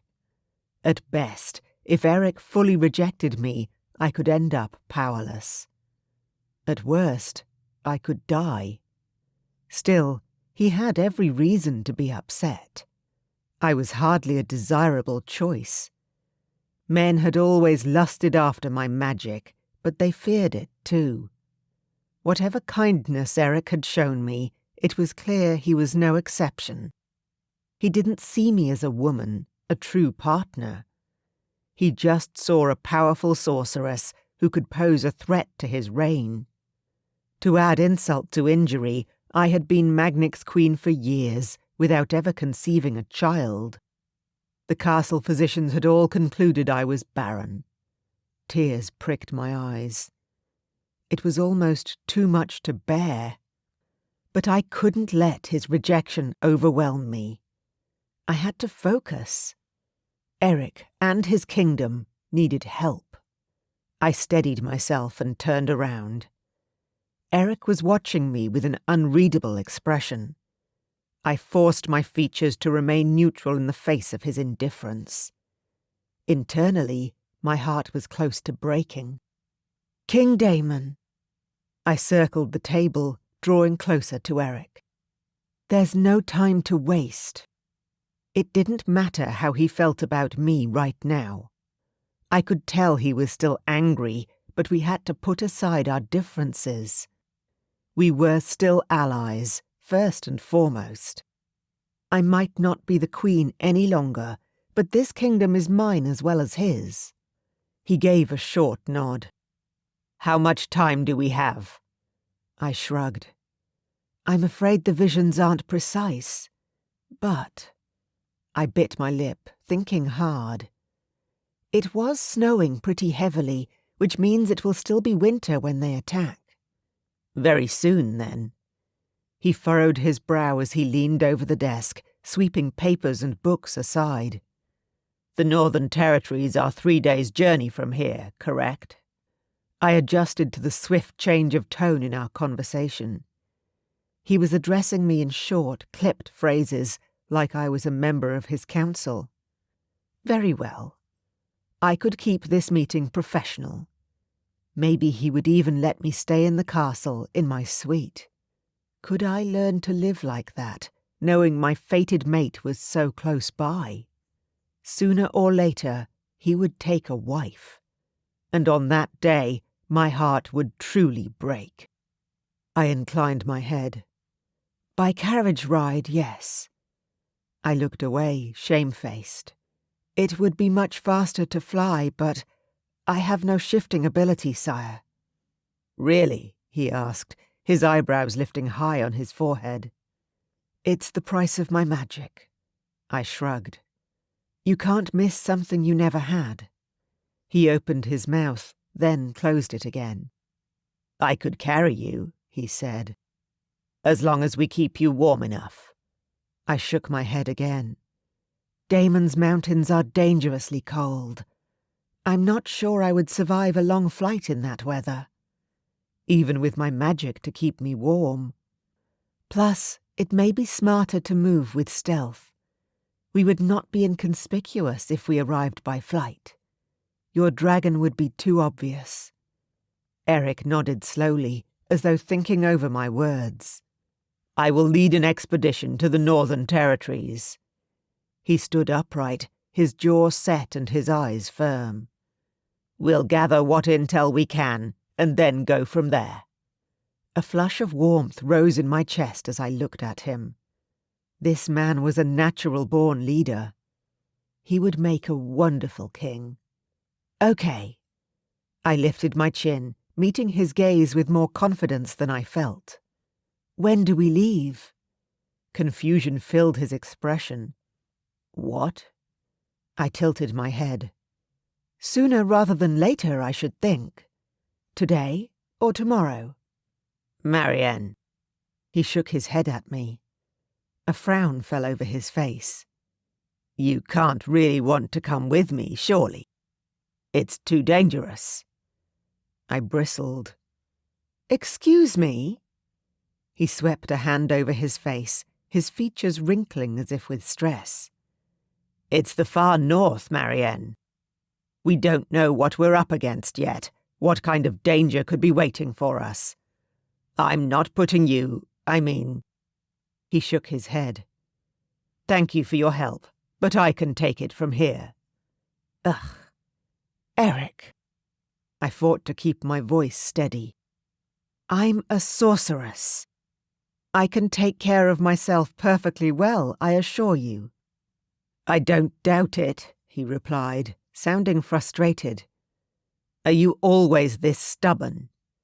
I stared at him, saying nothing. A confusing mixture of pleasure and irritation flooded through me when I locked eyes with him. I stayed cool, patient. He clenched his jaw, his gaze heated.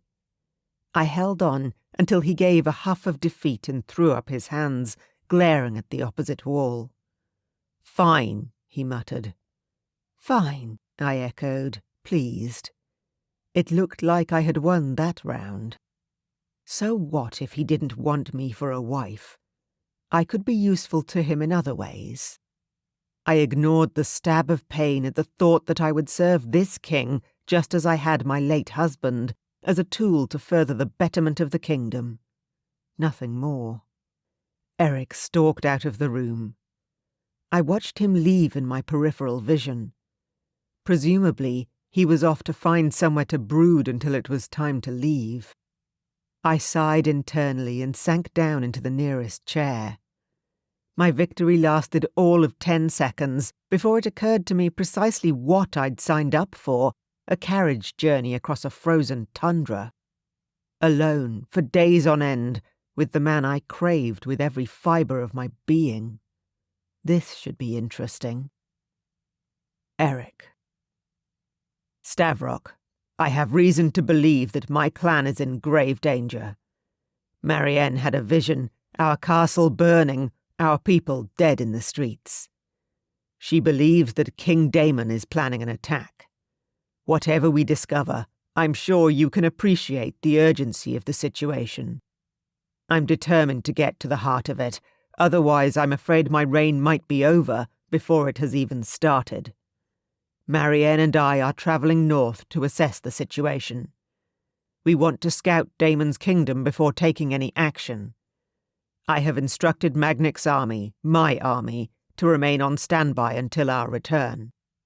This isn't your fight. But if you meant what you said the last time we met, about our alliance, I thought it best that you know what's coming. I pray we meet again under better circumstances. Eric. Conscious of our time constraints, I'd written the letter while sitting in the carriage, so the handwriting wasn't great, but I think I got the message across. I scanned the letter several times until I was satisfied that I'd said everything I wanted. With a grunt, I pulled the signet ring off my finger and pressed it into the ink pad that lay beside the paper. My signature was marked with my family seal, the royal crest emblazoned on the thick parchment. The ring was a heavy silver thing. It had been Magnic's and my father's before him. And his father's. And on and on.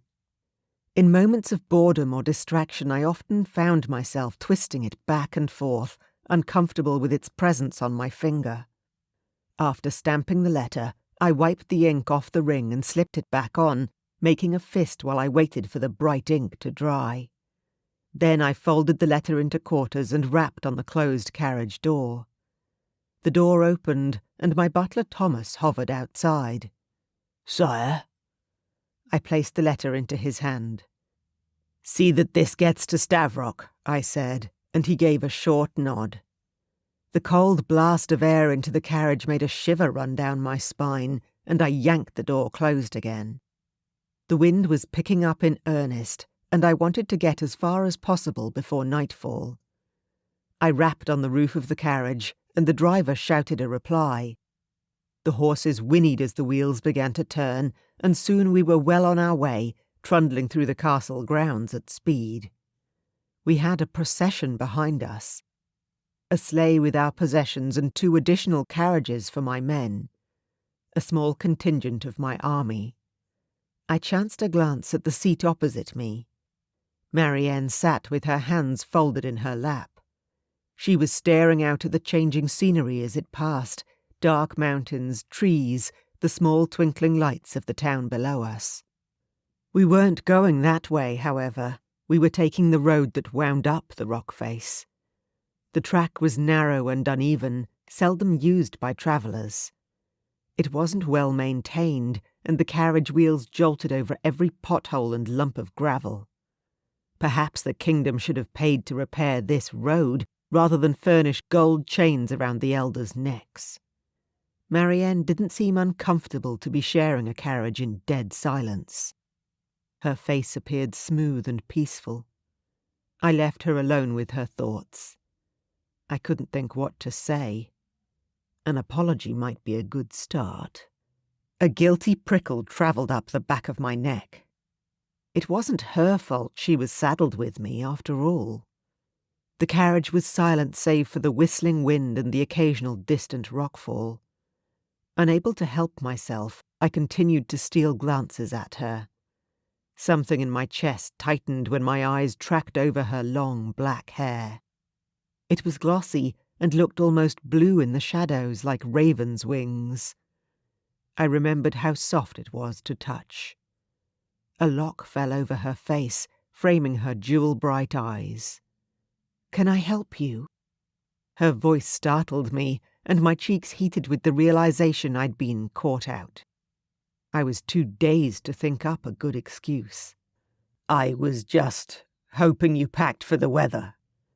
I gestured lamely to the white skin showing above her low-necked blouse. She arched a delicate eyebrow, and I huffed, looking away. What was I doing? We were going to be stuck like this for days. Still, I was struck with a desire to fill the silence. If we couldn't be civil, we could at least use this time to talk tactics. "We should be smart about this." I ran a hand over my jaw and noted absently that her eyes tracked the movement. "There's no point going in half-cocked. Just in case your visions—" "They're not wrong," she snapped. "I know what I saw." "I'm not saying they're wrong," I said, before brushing a hand through my hair. "We are mounting this expedition up north based on your visions, after all." Her lips pressed together before she finally nodded. "All right, I'll give you that."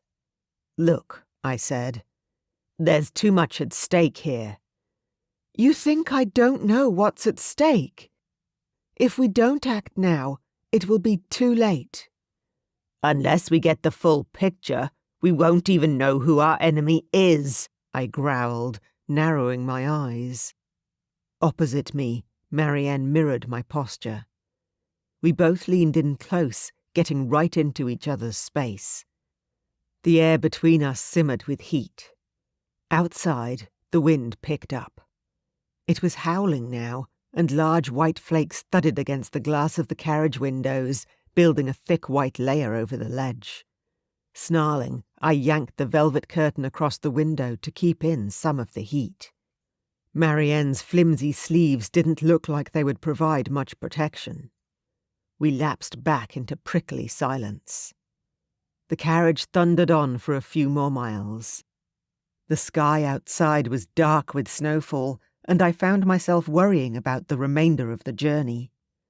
I'd never travelled so far north before. I'd heard tales, of course, but I had no idea what to expect. Ravenous wolves. Frostbite, culminating in a slow, icy death. Death at the end of a thick iron broadsword. I wasn't afraid for myself as much as the woman sitting opposite me. Though we were now merely allies, and even that label seemed to be hanging by a thread, the thought that I was unknowingly leading her into danger was too much to bear. For all I knew, we were playing right into Damon's hands. The carriage wheels ground to a halt, wrenching me from my thoughts. I made eye contact with Marianne when she looked up at the delay. Our gazes darted away from each other, but it was clear her puzzlement equalled mine. Why have we stopped? The plan was to travel until we lost the daylight, then make camp. Unless... I knocked a couple of times on the roof of the carriage, then slid over and opened the door a crack. The blizzard outside raged, and a few stray snowflakes snuck through the gap. I craned my neck, squinting up at the driver. He dismounted and hurried toward the horses. I called out to him. "What's going on?" "The carriage won't make it any further in this, sire." He indicated the snow that was piling up against the wheels.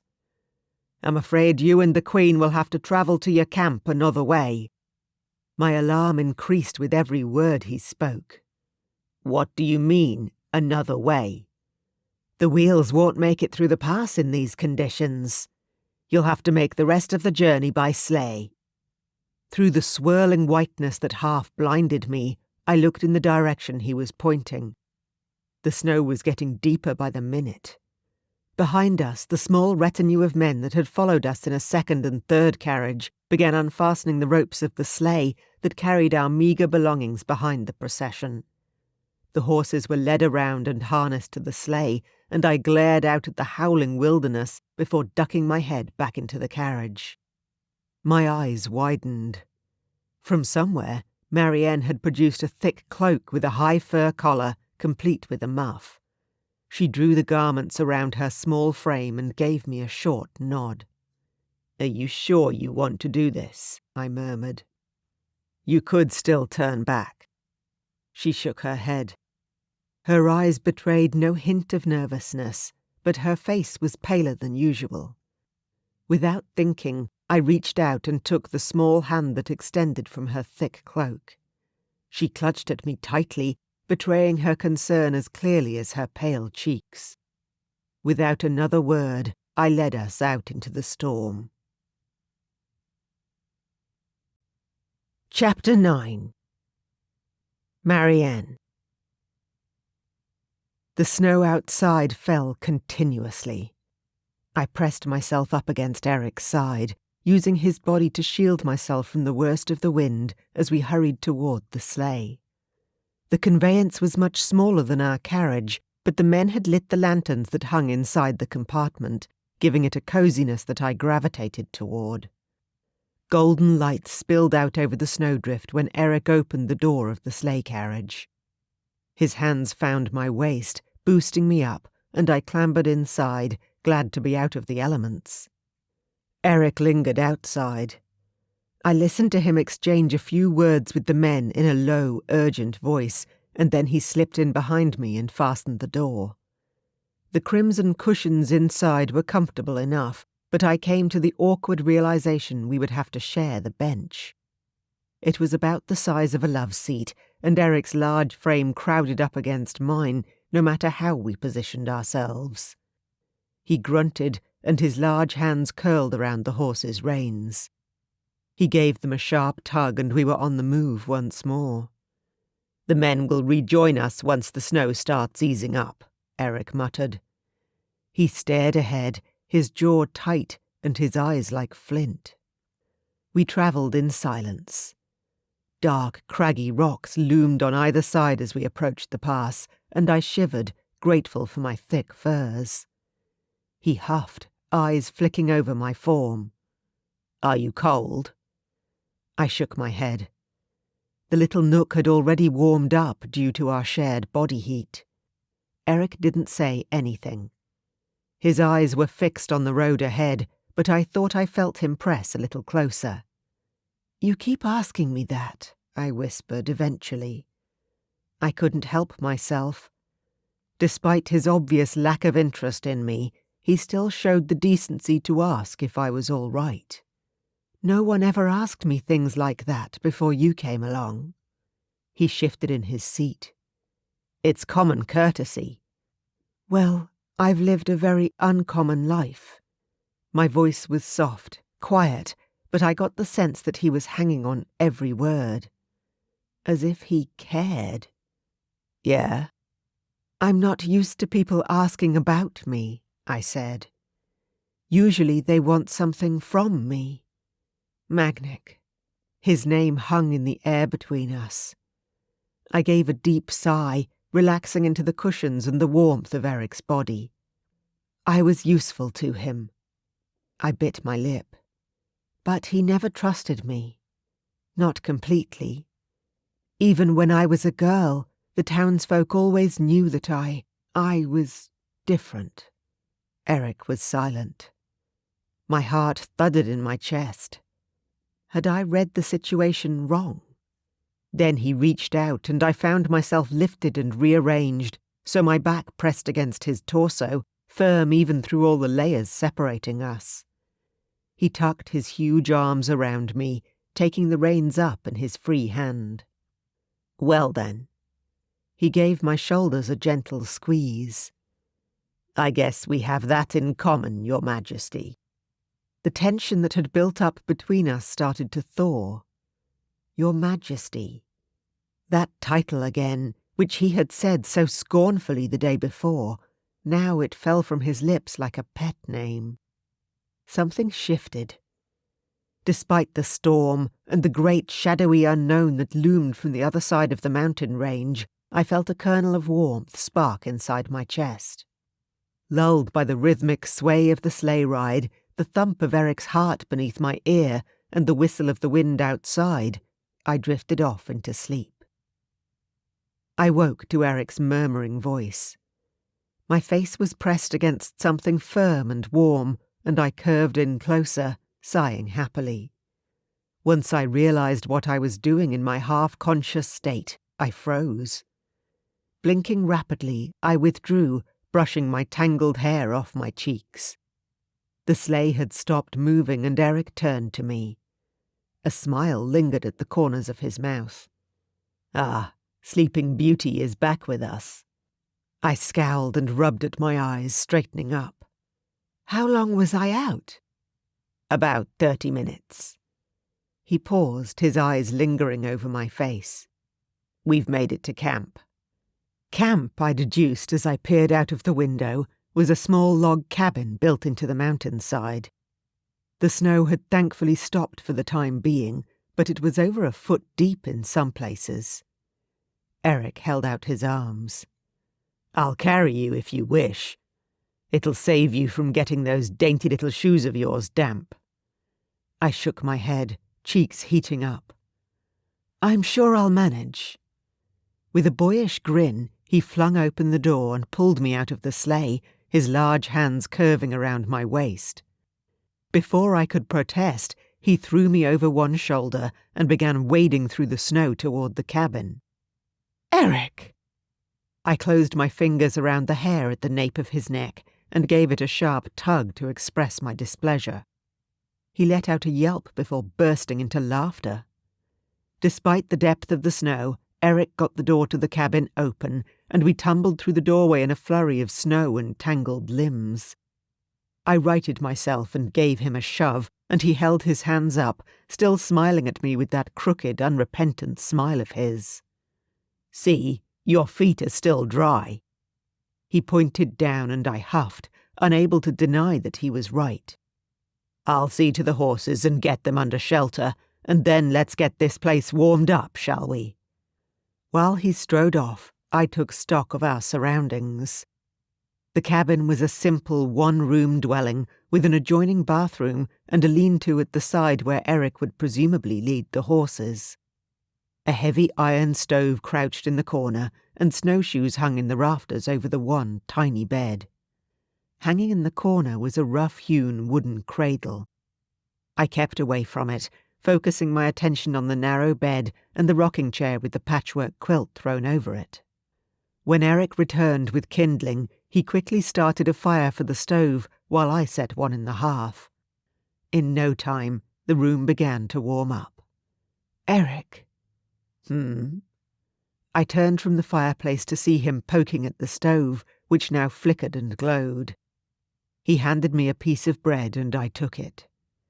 "Whoever chose this place didn't think very hard about our sleeping arrangements," I said wryly. His eyes followed my gaze to the tiny bed. It was barely big enough for one person, let alone someone of Eric's size. He chewed on his piece of bread for a beat or two before swallowing. "I'll take the chair." "Oh." Something inside my chest curled. "No, you can't." There was that crooked grin again, the one that made my heart turn over in my chest. "Marianne." He reached out and put a hand on my shoulder. "It's not a discussion." We stared at each other. Eventually I sighed. "Very well." We ate in companionable silence, positioned close to the stove. Eric even made me a hot coffee which warmed me as we sat there. The crackling logs filled the cabin with the smoky smell, and I relaxed into it. How was it that here, in the middle of nowhere with a man I barely knew, I felt safer than I had in forever? I laughed when Eric gathered up the quilt and draped it around his shoulders, posing in a mock heroic stance, his arms crossed over his broad chest. "Your Highness." I bowed low, accepting his outstretched hand. He pressed a kiss to the back of my knuckles. For a moment I forgot we were play-acting, and my breath caught as his mouth touched my skin. He dropped my hand, and the laughter died from his eyes as he slumped back into the chair. I perched on the end of the bed, studying him. In the low light, all traces of the stoic warrior I had travelled with vanished. He looked like the young man he was, his hair rumpled, his shoulders set with unease. What you said earlier. He looked up at me and my gaze dropped. About growing up. It was like that for me too. I was always the strongest. The first boy my age to shift. My village didn't know who I truly was, but they could tell I was different. It wasn't right, I whispered. Your father should have raised you in the castle. You were his son, his blood. It was your birthright. He ran a hand through his hair and shrugged. If that were the case, Magnic wouldn't have allowed me to live. As much as I hated hearing that, I knew he was likely right. His eyes met mine, his gaze lit by and reflecting the heat of the flames. All I'm saying is, I know how it feels, Mari. To be misunderstood. To have people look at you like... He waved a hand. He called me Mari. I liked the sound of the nickname Lucy had given me on Eric's lips. I smiled at him and finished the sentence he'd started. Like you're a powder keg waiting to explode. He looked at me sharply. Exactly. His serious expression melted away. I guess it's about finding the balance, right? I wrapped my hands around the warm mug, breathing in the steam. How do you mean? Well, I paused, listening to the fire crackle. I'm a sorceress, but I'm also a woman. His eyes flickered over my face. I saw what he was imagining clear enough, and a heat rose in my cheeks. I don't mean like that. I just mean... I bit my lip. My power doesn't mean I'm some kind of heartless force. It's part of me, but I'm not driven by it. I want things just like any other woman. Love, companionship, children. I trailed off once I realized what I was about to admit. Eric gazed at me, his expression unreadable. I shook my head, letting the hair fall over my face to hide my blush. The way I see it, your shifter is the same as my magic. I inhaled deeply, breathing in the intoxicating combination of wood smoke and the heady scent of Eric next to me. It's part of you, so close that you couldn't imagine life without it. But you're more than just the dragon, Eric. And I'm so much more than my magic. He huffed, dropping his head down. My eyes traced over the broad span of his shoulders. In the firelight, the muscles of his back were particularly defined. They showed through his thin undershirt in a manner I found distracting. Never thought that you and I could have so much in common. He lifted his head and stared at me. My breath hitched at the look in his eyes. I wanted him so badly. It would be easy, too easy, to lean in and kiss him. But I had to respect his wishes. The bond between us was undeniable, but I could ignore it. I had to. I couldn't tempt him into losing control again, no matter how hungrily he was gazing at me. I guess there's a lot we don't know about each other, I said eventually, glancing up at him through my eyelashes. I guess so. We laughed a little, our eyes lingering over each other, soft and warm. Heat coiled in my stomach. It was a far cry from where we had started out that morning. Being away from the castle changed everything. All the tension and insecurity had fallen away, dropped somewhere along the road that lay behind us. In some ways I wanted it to go on like this forever. Nevertheless, I couldn't suppress a yawn when it came.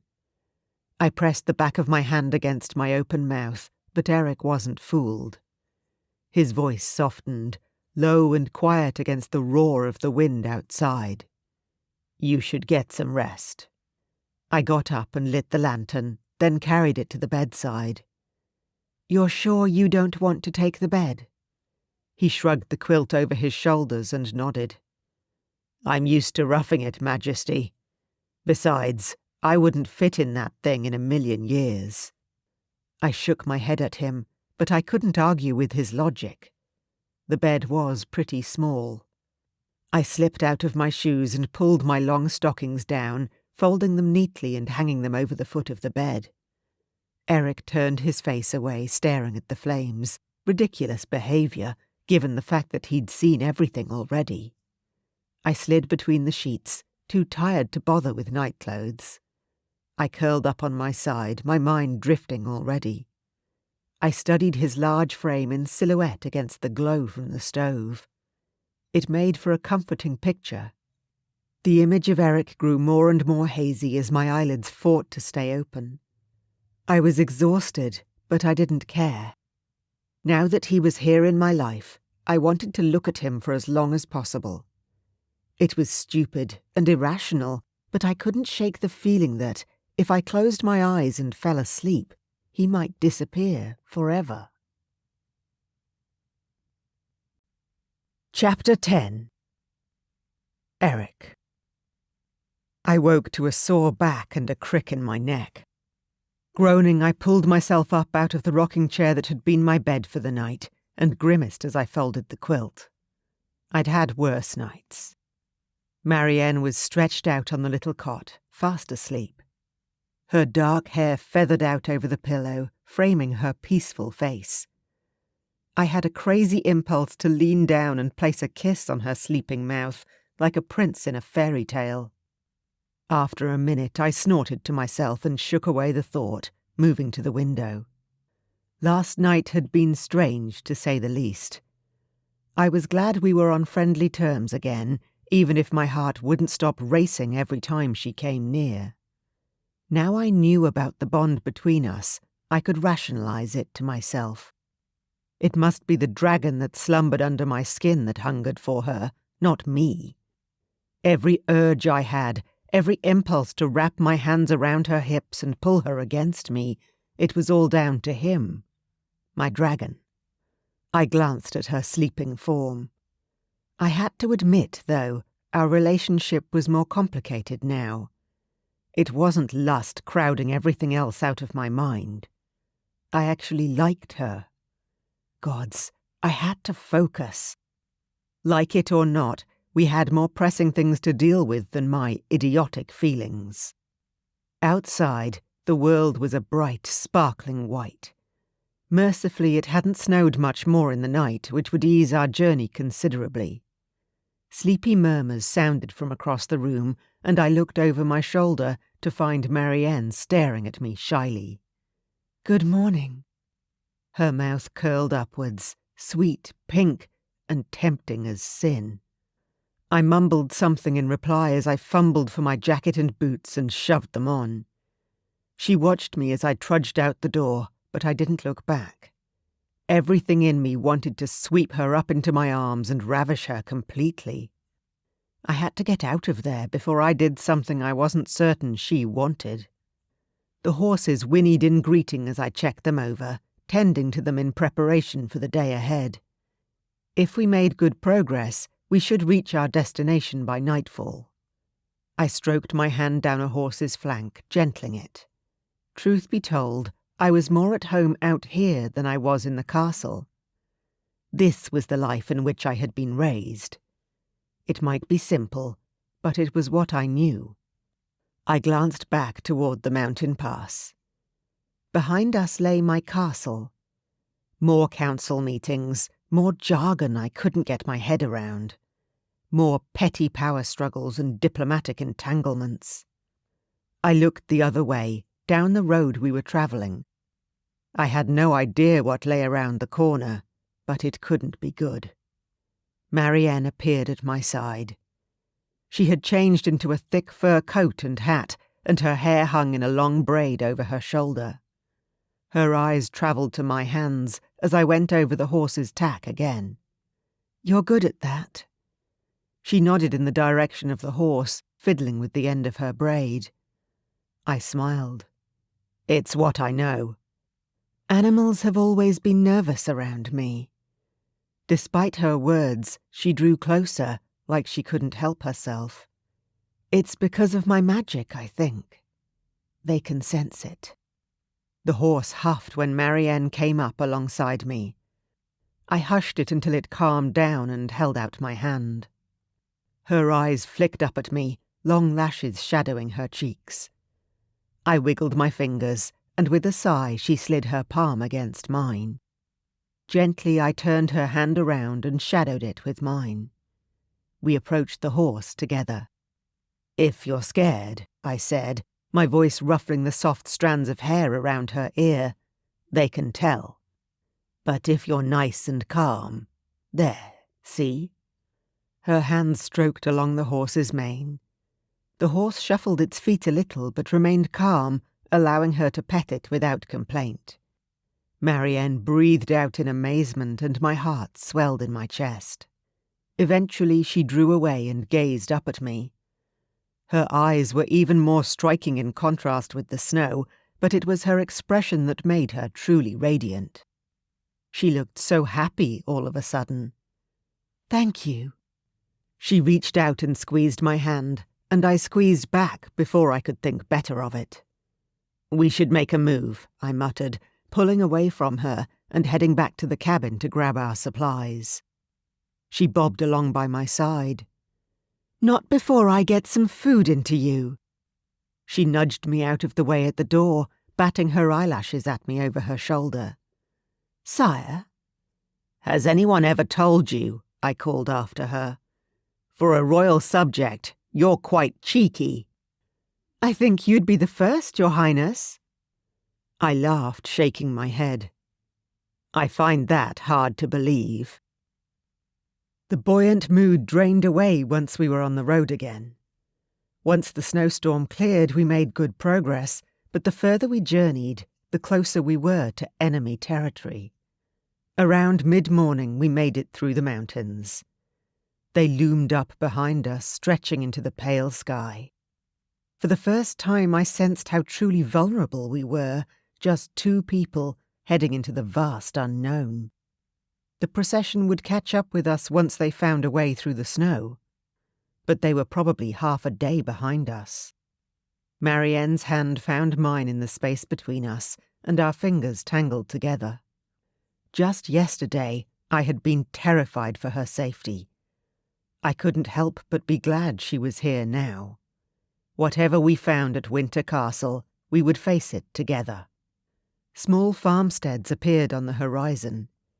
The landscape was flat and sparse, and the settlements were bleak places without trees or crops, or even signs of fire or life.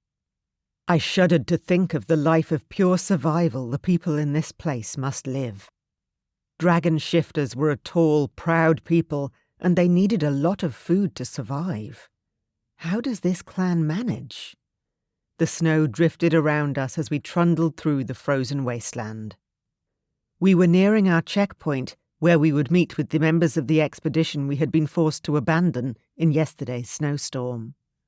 There was a rocky ridge up ahead. The back of my neck prickled as I drew the sleigh to a standstill. Beside me, Marianne tensed. We exchanged glances and emerged from the sleigh together, sticking close to each other as we inched forward through the snow. I didn't bother telling her to stay put. I would be wasting my breath. I glanced up, something glinting in the sunlight on the ridge catching my eye. It was the shiny edge of an axe. The blood froze in my veins. These weren't our men. This was an ambush. A raven wheeled in the sky overhead. Its sharp cry pierced through my chest. My heart thumped and my head filled with white noise. Marianne whispered something to me in an urgent voice, but I didn't catch it. I had failed before the game had even started. I'd led us both into a trap, and we were about to pay the price. "Put up your hands," a male voice from behind me sounded low and guttural. "Both of you." Slowly, I raised my hands. One glance via my peripheral vision told me that there were more soldiers behind us, bristling with weapons. We were surrounded by the toughest men I'd ever seen. They were all huge, wearing long coats of fur suitable for their weather, and they carried large weapons.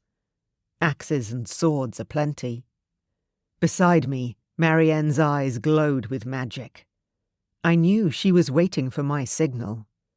One look from me, and she would start throwing fireballs. Some buried instinct told me to wait. They haven't attacked us.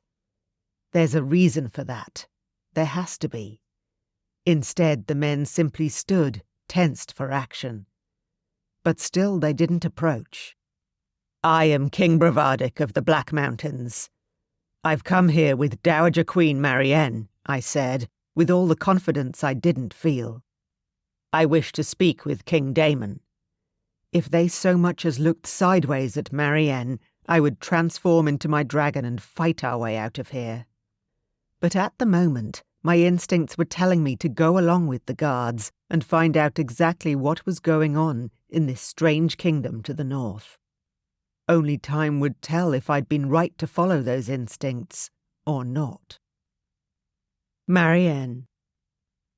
For the rest of the journey to Damon's castle, we travelled under armed guard. Or, as I'd tried to think of it, a royal escort. I held my head high, pretending for all the world that we'd been expecting this. If my years as Magnic's queen had taught me one thing, it was never to show fear in front of your enemy. My response didn't seem to matter either way. Our captors barely glanced at me. They surrounded us on all sides, stone-faced, their focus purely on Eric.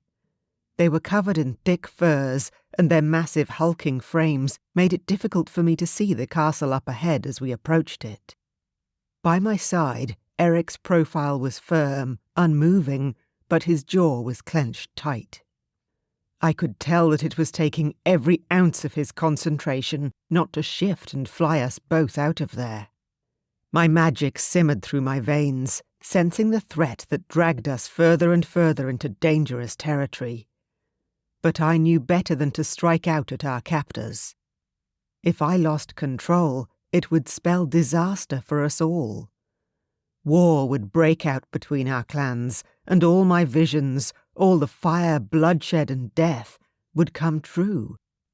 And it would all be my fault. A huge black shape loomed out of the snowdrifts, dominating the skyline. Tall towers spiked upward, and the heavy iron gates of the drawbridge clanked open as we approached. Ravens perched along the high stone walls. They watched our progress with beady, inquisitive eyes. I shivered. I could feel it in my bones. The birds were a bad omen. As we trundled over the drawbridge, I caught flickers of movement from the parapets. How many people were hidden beyond these high walls? An army? More to the point, the guards were totally silent. Almost sullen. Not what I had expected from men who had captured such a powerful enemy. As we climbed the uneven steps up to the entrance, Eric offered me his arm. I took it, half amused that he was finally remembering court etiquette at a time like this, half grateful I wouldn't slip and lose my footing on the icy stone. We entered a huge, dark hallway. I shook the snow from my hair, glad to be out of the elements. My eyes struggled to adjust to the gloom. The man who seemed to lead the others held up a lantern, and in the soft light I could make out vague, dark shapes. There were long, jagged cracks in the wooden beams that held up the ceiling. Cobwebs trailed from heavy candelabras above our heads, and all along the wall, pale squares suggested that paintings and tapestries had been torn down. All in all, it wasn't that different from our castle or Stavrock's, but this one looked abandoned, lifeless. I frowned as we were led deeper inside the castle, through a high archway into a smaller antechamber. The lack of any sign of life didn't make sense. All the fireplaces were dark and empty, and a chilling wind howled through them, giving the place a desolate air. I shuddered. I was no warmer now that we were inside. I puffed out a few breaths, noting the white clouds that formed. "Something's wrong," I murmured to Eric. He tilted his head down so I could whisper directly into his ear. Why is it so dark? We reached a set of ornately carved doors. Wolves and dragons intertwined in the dark grain, and I leaned in, impressed by the beauty of the artwork. But even here, once I got closer, I noted the scratches and cuts that marred the surface of the wood. Dragon claws? Eric pressed me further into his side, and I tried to muffle the automatic sigh of relief at the feel of his strong body against mine. Even now, when we were literally about to brave the lair of the beast, it felt so right to be with Eric. Without a word or a backward glance at us, the guard strode forward and knocked on the door. "Your Majesty, you have guests. King Bravadic of the Black Mountains and Dowager Queen Marianne." My chest tingled at the sound of our names. Spoken together like that, they sounded good. I hung my head, feeling foolish for having such a thought at a time like this. "Enter." The voice behind the door was low, but it pierced through the wooden door clear as crystal. The fear that I had managed to quell rose again, stronger than ever. We were nudged forward by the guards, and the doors opened on either side of us, revealing a small room. Thankfully, this one had a small fire burning in the grate. If we're about to be murdered, at least it'll be somewhere marginally warm. Eric and I inched forward. The doors shut behind us with a final rush of cold air.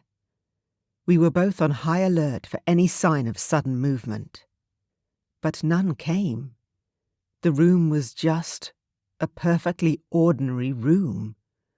Half office, half sitting room, with a large oil painting over the fireplace and messy stacks of paperwork scattered over every available surface.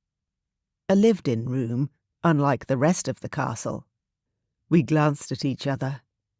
Eric looked as puzzled as I did. "Hello," I called out cautiously. Something stirred at the large desk behind stacks of paper. As one, we whirled to face it. Eric closed his hand over my arm, firm and protective. Damon sat in a chair by the desk. I'd met him at several King's Council dinners, but never truly spoken to him. He was tall and broad like Eric, and his eyes were like ice. He wasn't old, and yet his hair was threaded with silver. King Damon stared at us, and we stared back, too much in shock at his ravaged appearance to speak. This was the man who had haunted my nightmares for days. And yet, he didn't look like someone planning an attack. Dark shadows circled his eyes, and his huge frame was bowed inwards, like he had the weight of the world on his shoulders. He looked exhausted, almost ill. What was going on here? "Marianne." His voice was gravelly, like he didn't use it all that much these days. "It's nice to see you again." I chose my words carefully. Even if it didn't seem like we were in immediate danger, we couldn't relax. I had lived through my entire marriage to Magnic on the edge of a tightrope. The threat of the dungeons always lurked in the back of my mind. I knew how to play the game. Inclining my head, I emerged slightly from Eric's side so I could address Damon properly. "Your Majesty, it's been too long." "And you decided to pay me a visit, it seems." Damon's eyes flicked to Eric. "With your new king. Your Magnic's half-brother." "That's right." Eric spoke evenly, but the forearm I was still gripping was tense. "They crowned me a week ago." "Congratulations." Damon bowed his head. When he looked up, his pale eyes regarded us with an unreadable expression. "I'm sorry I couldn't make it to the ceremony." "I won't hold it against you," Eric said, indicating the mess spread over the desk. "It looks like you have your hands full here." His voice was conversational, diplomatic. I was impressed. This was a strange and unsettling place, and the odds were not stacked in our favour, but Eric was leading the conversation like we were chatting with friends over dinner. The ghost of a smile crept over Damon's face. He looked down at the chaos and then back up to us, arching a brow. "You're not much like him, are you?" Eric took half a step forward. "Who?" "Your brother, Magnic." Damon glanced at me, then returned his gaze to Eric. "You don't seem very much like your father either." "I wouldn't know," Eric said. "I never met either of them, beyond having them pointed out to me by my mother." King Damon circled around the desk, moving toward us with his hands behind his back. He walked slowly, casually, like we'd been invited here. Like we hadn't been marched to this room under guard. I couldn't let myself forget that fact, no matter how friendly his manner. I squeezed Eric's arm, and he flicked a glance my way. His mouth was tight, and he gave me a tiny nod. Chapter 11. Marianne. "I wish I could say I'd never met my father." Damon trailed off with a sigh. I followed the line of his gaze up to the painting that hung over the fireplace. A fearsome-looking man stared back. He had Damon's pale, ice-blue eyes, but that was where the resemblance ended. His face was longer and his jawline narrower. His expression was pinched, and his mouth had been painted with a cruel, foreboding twist. The Northern Kings were known to be reclusive. They kept to themselves all year round. Nobody thought anything of it. When Damon inherited the throne, none of the other clans had been present. Were Eric and I the first outsiders to visit his court? Eric strode forward, moving to stand beside Damon in front of the fireplace. Subtly, I crept away so I could study the documents that lay on the desk. At a glance, they looked normal enough. Balance sheets. Payment notices. "Did you not get along with your father?" Eric asked. There was a long pause as Damon seemed to ponder his answer. "My father ruled this clan like the tyrant he was." He spoke into the fireplace, gazing at the flames like they might reveal their secrets to him. "He drove my mother into an early grave. He cut off our clan from all outside influences. In his eyes, every other kingdom was a threat to his power." Damon's words made me shiver. Memories of all the long years I'd spent at Magnic's side, helpless to stop his cruel nature, stirred up inside me. I may have been his wife, but to all intents and purposes, I had been a prisoner in a gilded cage in my tower, subject like all of us in the kingdom to the whims of a power-hungry king. Had Magnic been a tyrant like Damon's father?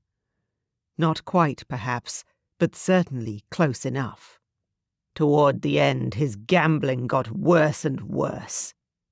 Damon practically spat out the words. "We lost so much. The castle fell to ruin, as you've probably already noticed, but even that wasn't enough for him. He raised taxes and drained the wealth from our land, all to feed his addiction." He whirled around and strode over to the window, looking out at the barren, wintry landscape. "But all the money in the north couldn't settle the debts he racked up. Our whole clan is starving. Debtors took our entire crop yield, and it wasn't enough. They want blood and will be back for our heads by the end of the month. We are done for. The whole clan. There is nothing left." My mind spiraled with the shock of his words. I stared blankly at the whirling snowflakes outside, a new realization dawning. The visions hadn't been wrong, but they hadn't shown the full picture. A burning castle. People dead in the street. All this time, I had thought that it was our castle under siege. Our people in mortal danger. I had been given fragments of a puzzle and put the pieces together as best I could. But I'd been wrong. And I had led Eric here, right into the heart of the danger. Damon turned, standing framed in the window. From this angle, he looked like a young, grim reflection of his father's painting. "When my guards spotted you in the distance, I thought the other kingdoms had heard of our misfortune. We feared you had sent spies to check our defenses for weaknesses before sending in your army." He spread out his hands. "Imagine my surprise when I was told it was the king and queen themselves, in the flesh." "Why are you telling us this?" Eric asked, uncertainty in his tone. Damon shrugged, his eyes hollow and blank. "Why not? I don't know why you've come, but it doesn't matter much to me either way. Our clan is finished." His mouth twisted as he looked up at his father's portrait. "My father never thought much of my chances after I took the throne. It seems he was right. I'll forever be known as the king who destroyed the royal line of ice dragons." "But," I burst out. The two men turned to look at me, and my cheeks heated. "With respect, Your Majesty," I said, "we are only here because we thought you were planning to wage war on us." Damon's brow furrowed. "Why would you— Ah." His face cleared as comprehension dawned. "The sorceress of the Black Mountains. The rumors of your skill at sorcery were not exaggerated then." "They weren't," Eric said. He spared a glance at me, then moved to stand beside me so he could also study the documents on the desk. I stepped away from him, drawing Damon's attention, and drew my arms around my waist, suddenly self-conscious. "I don't know about that. The visions, they're not always under my control. A few days ago I saw you." I glanced around at the desolate room, then out at the snowstorm. "I saw horrors I can't even explain. I thought." The memory of Eric in my arms, the life leaving his body, filled me with a wave of grief that almost choked me. "Forgive me, Your Majesty," I said. "I thought you were responsible. We travelled here because we had to know for sure. We had to at least try to avert war, if we could." "It was brave of you to come all this way." Damon's eyes softened as he stared between us. "So far from everything you know. The southern clans don't usually bother themselves with us. It's a rare thing to venture this far north beyond the mountains." All these years, the Northern Kingdom had been the stuff of legend. Spoken about in whispers, in dark tales full of ice monsters with sharp claws and sharper teeth. I now saw the Loner King in a different light. Up close, he was just another young man thrust under the burden of leadership, trying to follow in the footsteps of a tyrant. Damon and Eric had more in common than any of us had realized. "Well," Damon clapped his hands together, interrupting my train of thought.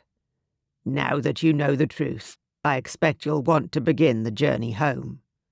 I frowned and glanced at Eric, who was looking determined and resolute. "Home," I repeated. Damon looked uncertain. "It's a long way, if I'm not mistaken. You'll want to set off before dark so that you may put as much distance between yourselves and my kingdom as possible." "Damon," Eric cleared his throat. "With respect, I think I speak for both of us when I say that we'd like to stay here a little longer." I nodded, moving back to stand beside Eric. Outside, the wind picked up again, howling so loudly it almost drowned out my words. "We won't abandon you to your fate," I said. "Your people don't deserve to suffer for the sins of the past, and neither do you." Damon's eyes widened as Eric approached him, moving with authority and grace. If I didn't know better, I would have thought he'd spent his whole life doing this. He didn't seem to know it, but Eric had stepped into the role of king quickly and already presented as a natural-born ruler. Eric placed a hand over his heart and inclined his head. "I pledge allegiance to the Northern Dragon Clan." I will send for my army at once. You won't fight this battle against your debtors alone." Damon's mouth flattened into a hard line, and his jaw tightened as he considered the proposal. Then he reached out and grabbed Eric by the forearm. Eric grabbed Damon's arm, and they shook on it in the way of dragon kings, sealing the pact between our kingdoms. A smile played at the corners of my mouth as I regarded them. This trip had taken an unexpected turn, but the terror that had plagued me for days melted away with the look on Eric's face. He was capable, confident, righteous, and sexy as hell. I bit my lip, my thoughts veering off in a direction wholly inappropriate to the situation. Damon and Eric conversed in low voices, and I struggled to keep my thoughts on track when I heard my name. "Hmm?" I blinked, coming back to the world to find the two men regarding me with amusement. "We've been travelling for days." Eric turned to Damon. "My Marianne is a little tired." I glared at him, and he threw me a smirk the moment Damon turned away. "I'm listening." "I was saying that we should go to Stavrock too. There's strength in numbers." Eric paced over the worn carpet. "I'm certain he will help your cause, Damon."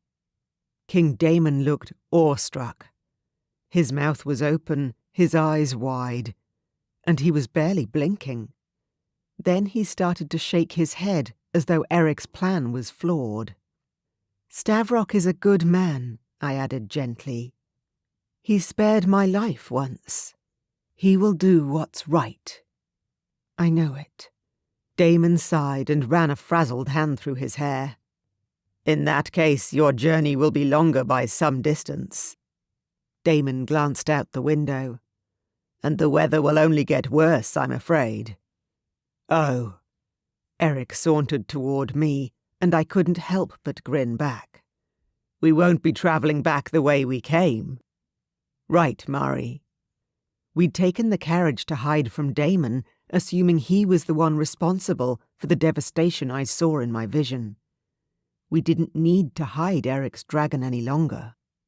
My heart raced as I absorbed his use of the nickname Lucy had given me and the confident way he held himself. Something smouldered behind his eyes, blazing through his body. I felt the pull toward him, always there just under the surface, intensify even further. My grin widened, and I nodded. I wouldn't miss this experience for anything. Eric's dragon was waking up, and I was about to ride him. Chapter 12. Eric. It was a whole new experience flying through a storm like this.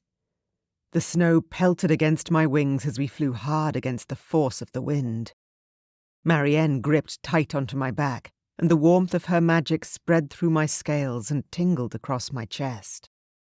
I threw back my head and roared, sending a jet stream of fire into the cold air, and I heard snatches of her delighted laughter before the gale whipped the sound away. Despite the blizzard, we covered the barren ground in a matter of hours and approached the mountains.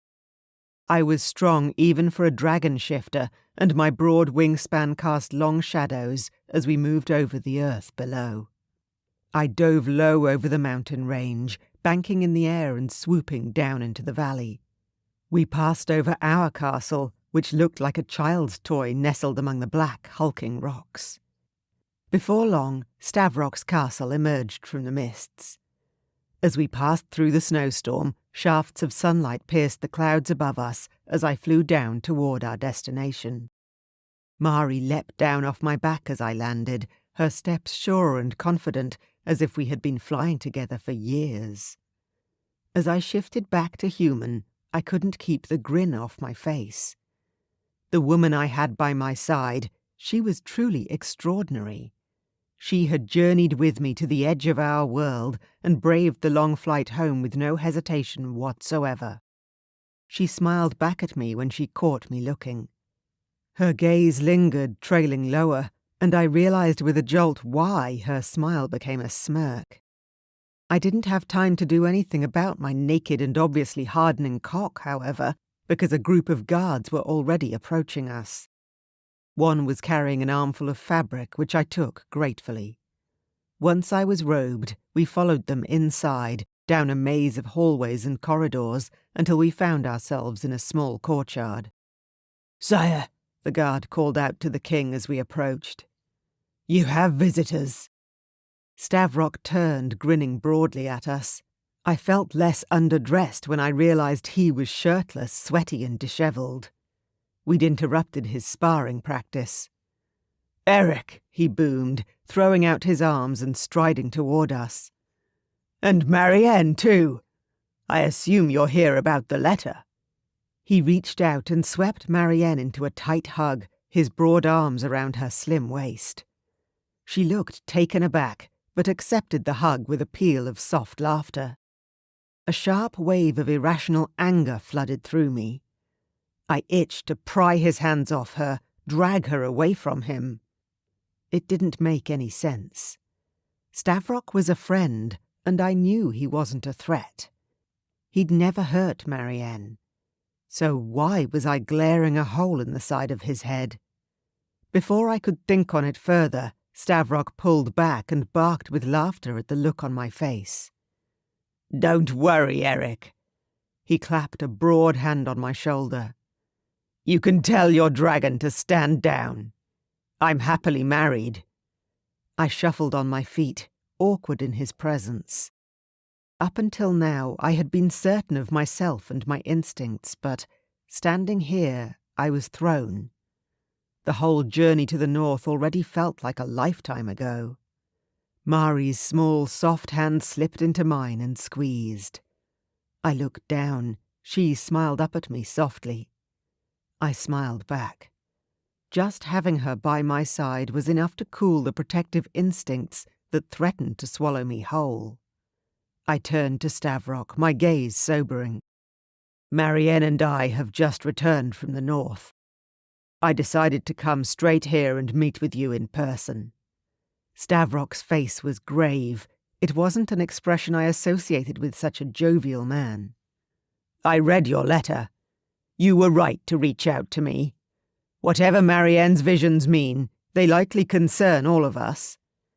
He picked up a heavy-looking broadsword that he'd been training with and slung it over his shoulder. "Come on, this isn't a conversation to be had in the yard. Let's find my wife." With a glance at Marianne, I inclined my head, and we followed Stavrock through the courtyard to the open doors. Before we could go much further, however, Lucy found us. "Mari!" She barreled forward, her blonde waves bouncing behind her. The two women hugged tightly. "Oh my gosh, it's so good to see you!" "It's been too long." Marianne pulled back, her face shining with affection. "I'm sorry our visit was cut so short last time." She pointedly did not look at me, but my face heated anyway.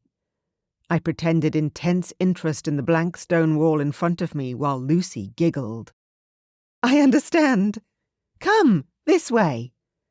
She looped her arm through Stavrock's, and the two led us through the castle corridors, Marianne and I following awkwardly behind. The memory of my shift prickled hot and uncomfortable around the collar of my robe. Marianne seemed to be remembering it too. Small spots of colour appeared on her cheeks, and she wouldn't meet my gaze. Lucy opened a door, and we entered a cosy round room with large floor-length windows. She settled in an armchair and indicated we do the same opposite. "I've called for some food," she said. "You must be hungry." As soon as she said the words, my stomach growled. I smiled at her, relaxing onto a long, low sofa. "Indeed. My dragon flew a long way and I am ravenous." Mari cleared her throat and I glanced at her to find her cheeks fully ablaze with pink. Suddenly, remembering the way her legs had gripped my scales and her hands clung to my dragon form as I flew, I was ravenous for something else altogether. After an awkward moment, broken only by a bark of laughter from Stavrock, I forced my desire for Mari back down and tried to concentrate on the matter at hand. "So," Stavrock began, "what happened on your northern expedition? Tell us everything." Between the two of us, Marianne and I managed to relay everything that had happened on our travels, minus a few details here and there. I hoped that getting captured wouldn't make it into the history books when they talked of my reign. Stavrock and Lucy listened attentively. At some point the food arrived, and we took bites of delicious bread and cheese and drank steaming cups of hot chocolate while we talked. Their eyes grew wider and wider when they heard the truth about Damon, and when Marianne described the state of his kingdom, Lucy laid a hand on Stavrock's arm. "We have to help them," she said. "We will, my love." His brow furrowed as he stared off into the middle distance for a moment. "We must." Lucy shifted, turning to Marianne. "Come and meet our little ones. You haven't had the chance yet, have you?" She stood up, brushing her skirt down, and Marianne took the opportunity to get away after a glance in my direction. I recognized the gesture for what it was. A chance for me and Stavrock to talk, one-on-one. Ruler to ruler. Smart little human, that Lucy. Not much seemed to get past her. She may not have been born in this realm, but she fit into it perfectly. If she can do it, maybe there's hope for me after all. "So," Stavrock leaned forward, "it seems that the Loner King is nothing like he's rumoured to be." "I suppose it's easy for a king to be misunderstood," I replied, and Stavrock nodded. "My instincts told me he wasn't a threat. I think he's telling the truth. I met his father once." Stavrock squinted, like he was trying to recall a vague memory. "At a tournament a long time ago. He was a brutish man. He hated the other clans and wanted nothing to do with them. Everyone assumed that all Northerners followed his example. It seems we were wrong. Not all sons turn out like their fathers," I pointed out. Stavrock chuckled. He lifted his mug and I clinked it against mine, grinning. "You've certainly shown that," he said. "I'll fight by your side, Eric. We're allies, and I'm a man of my word." I bowed my head out of respect, but he shook the gesture off, putting his hands on my shoulders and looking me dead in the eye. "You are a king, Eric," he said firmly. "It is your birthright, your bloodline. You bow to no one. Remember that." As he spoke, sunlight pierced through the windows behind us and filled the room with a golden glow. Somehow his words gave me a sense of purpose, of peace. I hadn't felt such a thing on the day of my coronation, but I felt it now. I was the king of the Black Mountains. I accepted that role now. And I would defend what was mine until my final dying breath. Marianne. I knew a ruse when I saw one, but I couldn't be annoyed at Lucy for separating me from Eric for the time being. It was clear how much Eric respected Stavrock. Besides, it was good for us to be apart. I needed to get my head straight. Especially if we were going to fight this war that was coming together. "So," Lucy said, and grinned, leading me up the grand staircase. "Tell me everything." "About what?" I asked. "Marianne!" She huffed, slipping her arm through mine as we strode along the hallway. It was sunnier up here, and I tilted my head, grateful to feel the warmth on my face. "Come on! You and Eric!" I bit my lip to stop the smile that threatened to appear. Lucy was as lively as ever. Her brief stint in Magnic's castle dungeons didn't seem to have dampened her spirit one bit. "I don't know what you're talking about." I widened my eyes and batted my eyelashes before breaking into giggles at the look on her face. Okay. "Is he your fated mate?" Lucy asked. "I know you, Marianne. Did you have a vision about him? How long have you known? Whoa! I held up my hands to stop the deluge of questions. I've known about him for years. Ever since I saw him one day in the street as Magnic and I passed through his town in a procession. As soon as I laid eyes on him, I knew. Lucy's face fell. Really? That long and you couldn't? I hunched my shoulders as she trailed off. Her expression was full of pity. I didn't want her pity. And yet I understood it. The thought of the long and lonely years I'd spent as Magnic's queen, knowing my fated mate was out there and I couldn't be with him, still left me hollow inside. Luckily, I didn't have to change the subject. We had come to a standstill beside a high, arched door. Lucy pushed it open, and I gasped as we entered a brightly lit room. 3 cradles clustered around a window. Gauzy golden hangings swayed gently in the wind, and tiny mobiles hung from the ceiling. I drew closer, and my heart softened when I saw that each mobile had tiny dragons hanging from it. Reaching out one finger, I nudged the dragon in the middle, watching it spin around and catch the light. The baby in the cradle cooed, waving tiny, chubby fists at me. "They're so precious." I smiled. Lucy came up alongside me and brushed a hand through the baby's fluffy hair. "This little one is always causing me trouble, aren't you, Anselm? His sisters are as good as gold, mostly." Baby Anselm blinked up at me, and I reached out a hand, swirling a shimmering stream of magic through the air above his head. He gurgled with laughter, reaching up to try and grab the twinkling light before it dissolved. As the light faded away, so did my smile.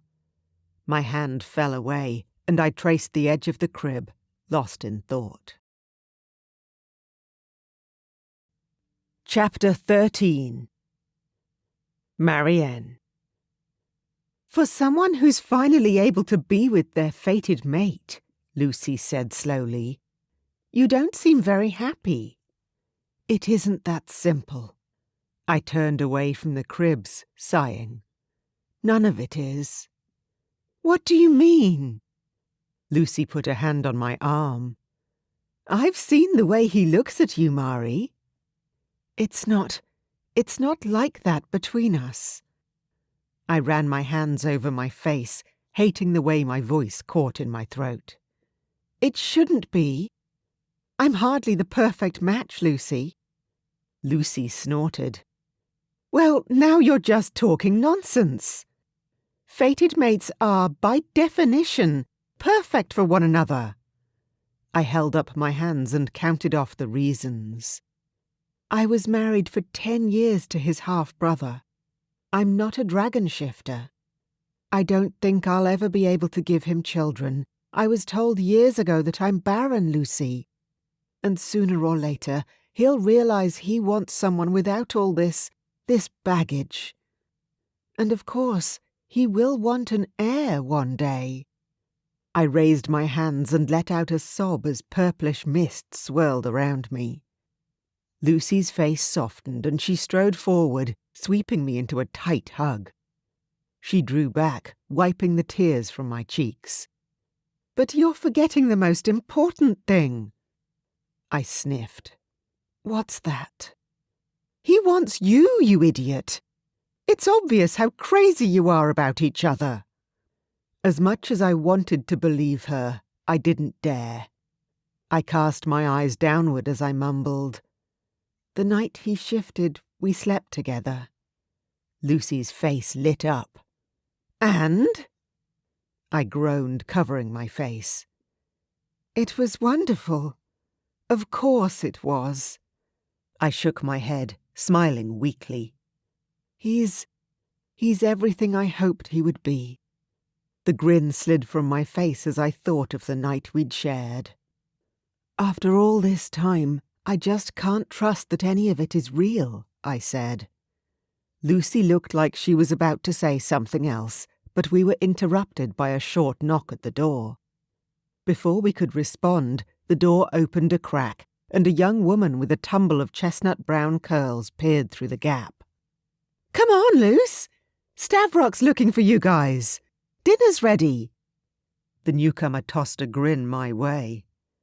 I smiled back at her, a bit startled at the casual intrusion. "I don't think we've met. You're the sorceress, right?" the girl said. Lucy rolled her eyes good-naturedly. "Marianne, this is Cass. Cass, Marianne." One of the babies began to cry, so Lucy rushed to soothe her. Cass bounded up to me, and she shook my hand within an inch of its life. "I've heard so much about you. I'm Stavrock's cousin. I guess you could say that makes me royalty, but mostly I'm just here for the free food." I chuckled. "Well, I could eat."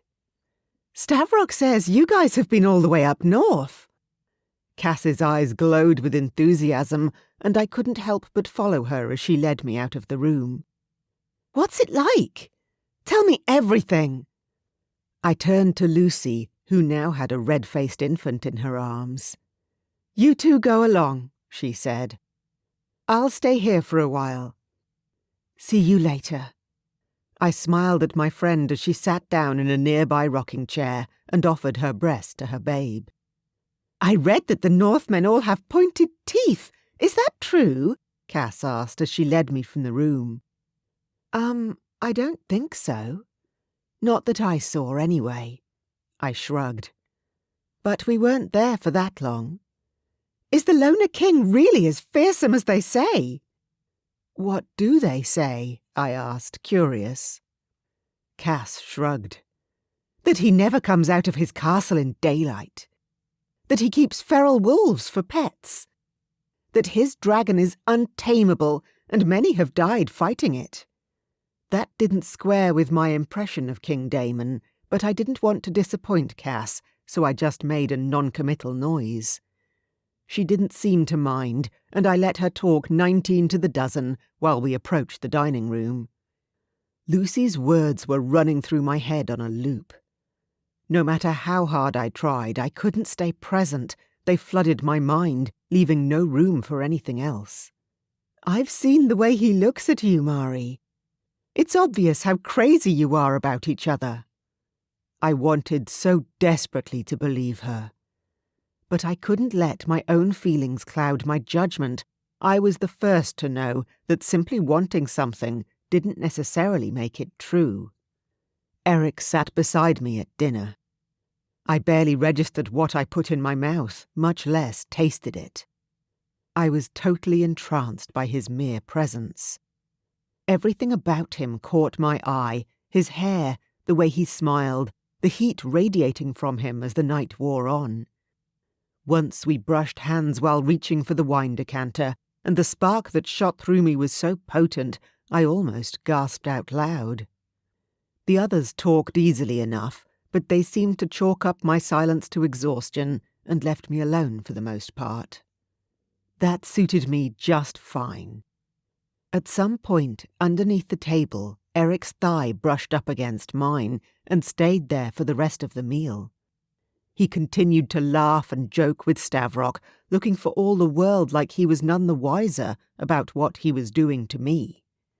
The singular point of contact was maddening. I ached for him, deep inside my core. "It seems like Mari's ready to call it a night." Stavrock winked at me over the top of his wineglass.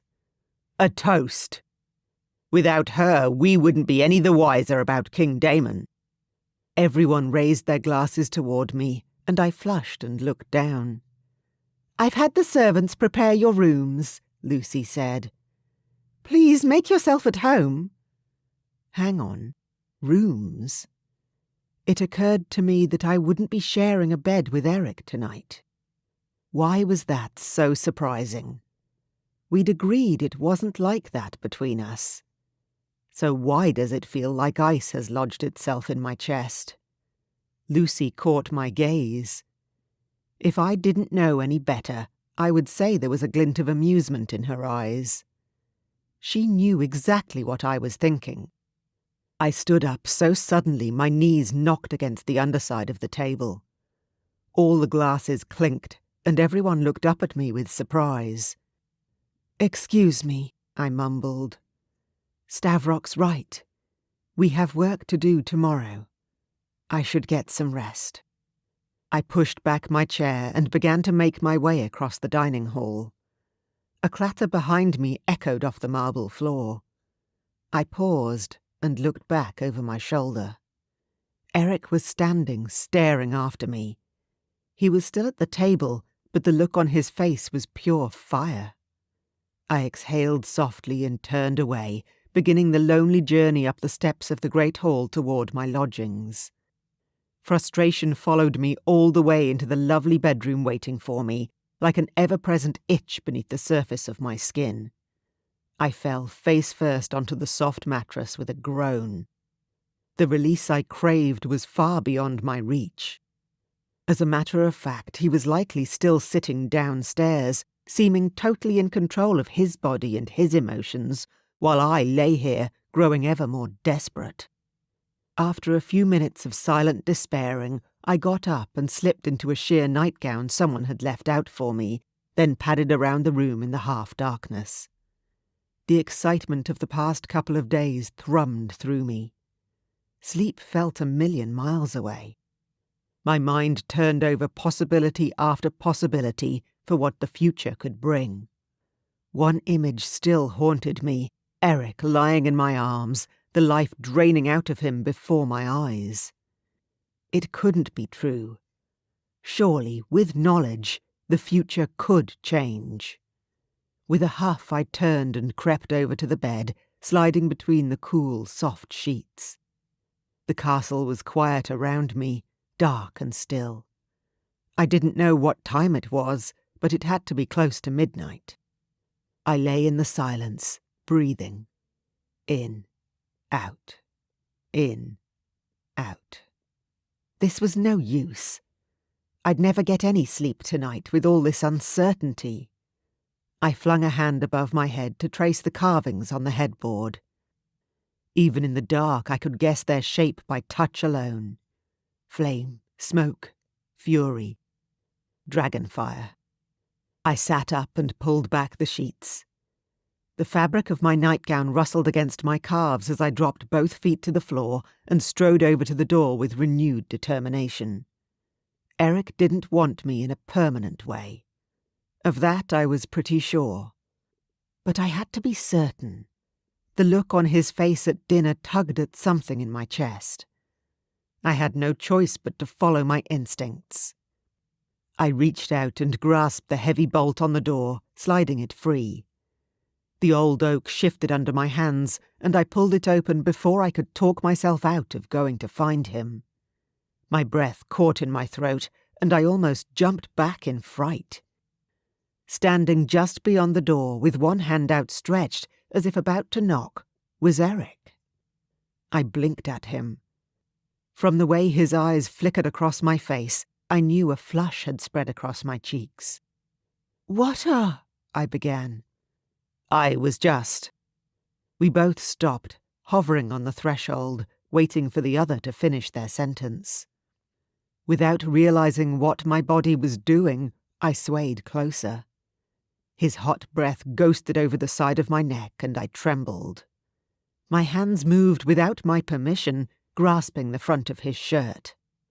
Beneath my fingers I could feel the hot, firm planes of his chest, rising and falling rapidly, as if he had been running. With a growl he pushed forward, walking me back into the room and tilting up my head.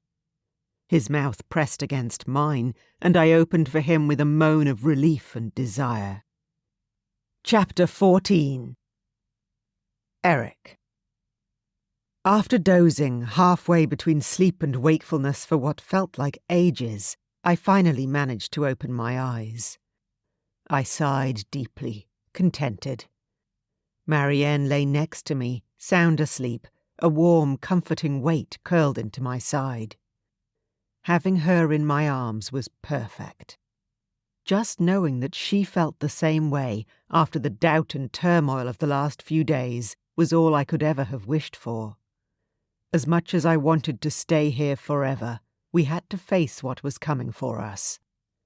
I couldn't stand aside and let Damon's kingdom fall because of his father's sins. Stavrock felt the same way. I glanced down to find Marianne awake. Her eyes were paler than usual in the morning light. The sun made their purple depths shimmer and sparkle like the surface of a lake. Her expression was soft but unsmiling. It seemed I could now read her thoughts like a book. She was worried about me. "I'll be fine." I stroked the side of her face. "The future can change, right? What you saw in that vision, it isn't set in stone." She relaxed into my touch, but her eyes were still intent on mine. "I'm going back there with you." She bowed her head, pressing a kiss onto my chest. It felt like a vow. "To the north." Ice filled my veins. "It's not safe, Marianne." Even as I spoke, I knew the words wouldn't change anything. It was just like last time. She had already made up her mind. "I can help." Her voice was small but firm. "I want to help." I pulled her close against my chest. "I know," I murmured, cradling her against me. The words that I wanted to say were on the tip of my tongue, but I couldn't let them out. It was too soon, too much. But I couldn't help how I felt. I was falling in love with her. So I cut myself off, pushing the words back down and burying my face in her soft, sweet-smelling hair. Taking a few more stolen moments before the world came crashing in again and destroyed our fragile, borrowed peace. By the time we got downstairs, Stavrock and Lucy were waiting for us in the great hall. "The troops are already on their way," Stavrock informed me, glancing at his wife. "Lucy's staying here with Cass and the babies. We should leave soon." I nodded. Stavrock was wearing simple clothes, but his armor was piled up behind him. He followed my gaze and put a hand on my shoulder. "This isn't your fight," he said. "Nor is it mine." I had never fought in any kind of war before. The memory of what I'd told Marianne last night resurfaced. My dragon tearing through the countryside, burning everything in its path simply because I had spied a woman from afar. My shifter was strong, built for speed and stamina. I could do this. "I know." I squared my jaw. "But we can't abandon the North, Stavrock. We can't abandon King Damon." Stavrock's mouth twitched and he shot me an approving smile. "Spoken like a true king." He turned his attention to Marianne, who had been watching our exchange with interest. "What about you, sorceress? Will you be joining us?" Marianne inclined her head and her glance at me was warm. "My place is by my king's side, Your Majesty." "Funny." Stavrock paused. "You used to say that when Magnik was alive. But now you actually sound like you mean it." Marianne looked up sharply. Something passed between them and I turned away. Stavrock clapped me on the shoulder, hard enough that I almost stumbled, then boomed with laughter. "Better keep your wits about you, Eric." He winked at me. "There's steel behind those silk skirts, mark my words." Marianne's eyes flashed and she murmured something to Lucy. They both giggled. "What is it?" I asked. Her voice had been too low, even for my acute shifter hearing. Lucy turned to me, smirking. "She said he should know. His wife is much the same, after all." Stavrock scooped Lucy up by the waist with one massive arm, peppering her face with kisses while she squealed and tried half-heartedly to bat him away. Something about their display of easy domesticity made me ache. Marianne met my eye, and in a flash I could see that she was thinking the same thing. The urge to lift her up and crush her against my chest in an embrace rose. I tried hard to tamp it down. I needed to concentrate on saving my energy for the coming flight. The sun had already risen high in the sky by the time we set off. My shifter uncoiled itself lazily, sated after last night's activities, but ready to fly nonetheless. When I stretched out my wings, feeling Marianne's now familiar weight settle onto my back, I almost relaxed. It felt like we'd done this 1,000 times, her flying with me this way. Stavrock flew by my side, dipping lower to skim through the cloud layer as we approached the Black Mountains. As I'd observed before, his dragon was bulkier than mine, with darker scales and piercing blue eyes as he turned his head back toward me. I made up for his bulk in wingspan, though, and I'd outpaced him by the time we flew over the mountain range into the Northern Territories. We glided along, finding warmer air currents whenever we could, and I scanned the ground as we looked for signs of invasion. There was nothing amiss. Same sparse trees, same isolated little farmsteads, same snowdrifts. Marianne's legs clamped tight against my back as she jerked. I turned my head, and my heart plummeted. The small town outside the gates of Damon's castle was engulfed in flames. Up ahead, dragons circled above the spires and turrets, locked in battle in the snowy sky. The enemy had already arrived. The castle itself appeared to be unharmed so far. Its high stone walls and heavy drawbridge must have prevented the raiders from entering on foot. Though by the ferocity of that attack, King Damon wouldn't be able to hold off the marauders forever. I snapped out of my shock and refocused. There wasn't time for distractions. I had to stick to the plan. Soaring high above the castle, I circled, spotting a walkway where I could land safely. The moment my feet touched the battlements, Marianne slipped down off my scaly back. She turned to look at me. Her eyes were full of unspoken promises. There were 1,000 things I wanted to say, but I couldn't shift back and speak to her. There wasn't time. "Go," she mouthed at me. I didn't need telling twice. With one final look in which I poured everything I was feeling but couldn't say, I pushed off from the wall and soared into the air, ready to join the fray. Marianne. That look. Even in his dragon form, I almost melted at the heat and promise in Eric's eyes. But there was no time to dwell on it. I sprinted down the narrow, twisting hallway as fast as my legs could carry me, glancing out of every window I passed to see if the raiders had breached the walls. So far, Damon's people seemed to be holding strong, for now.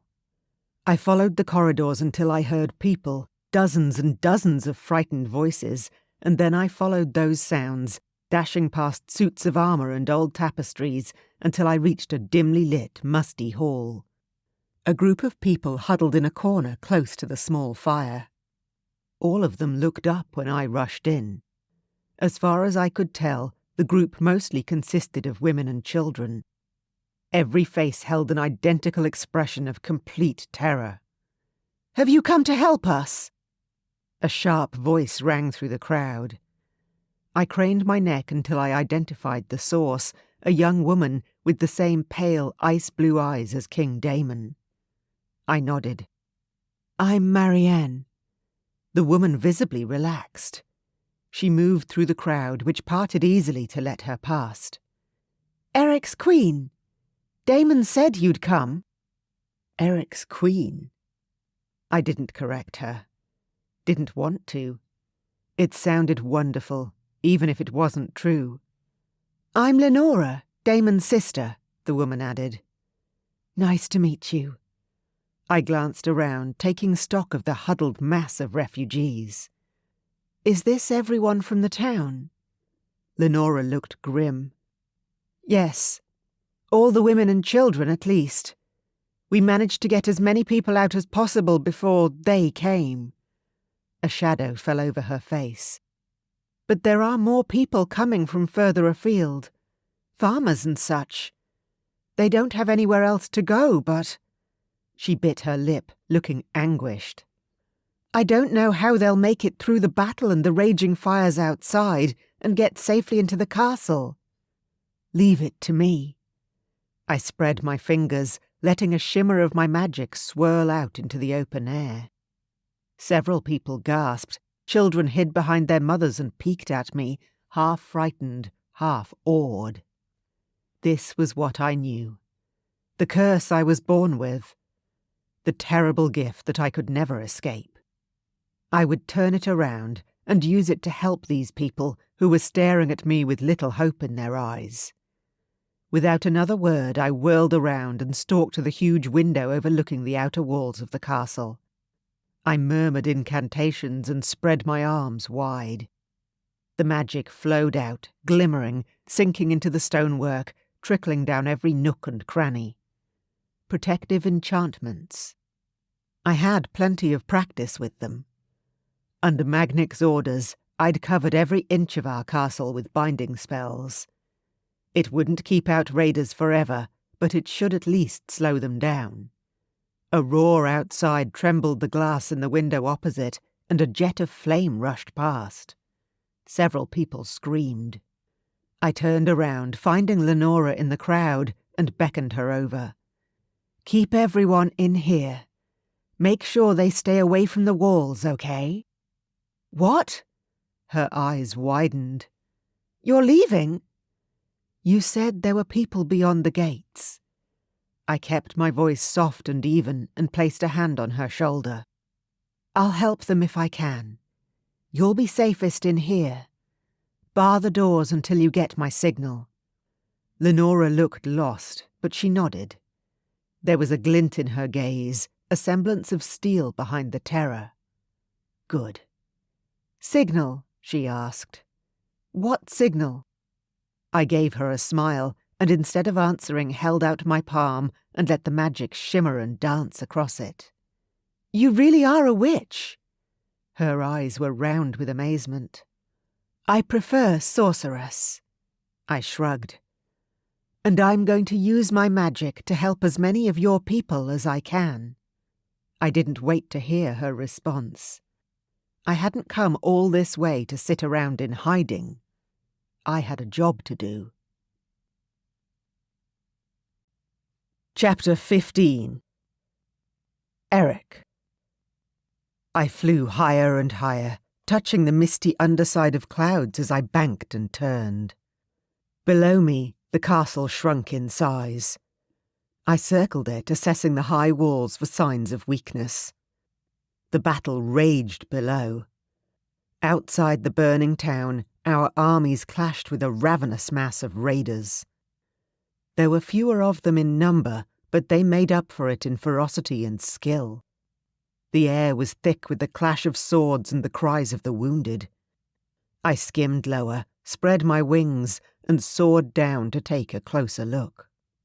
The enemy hordes were like something out of a nightmare.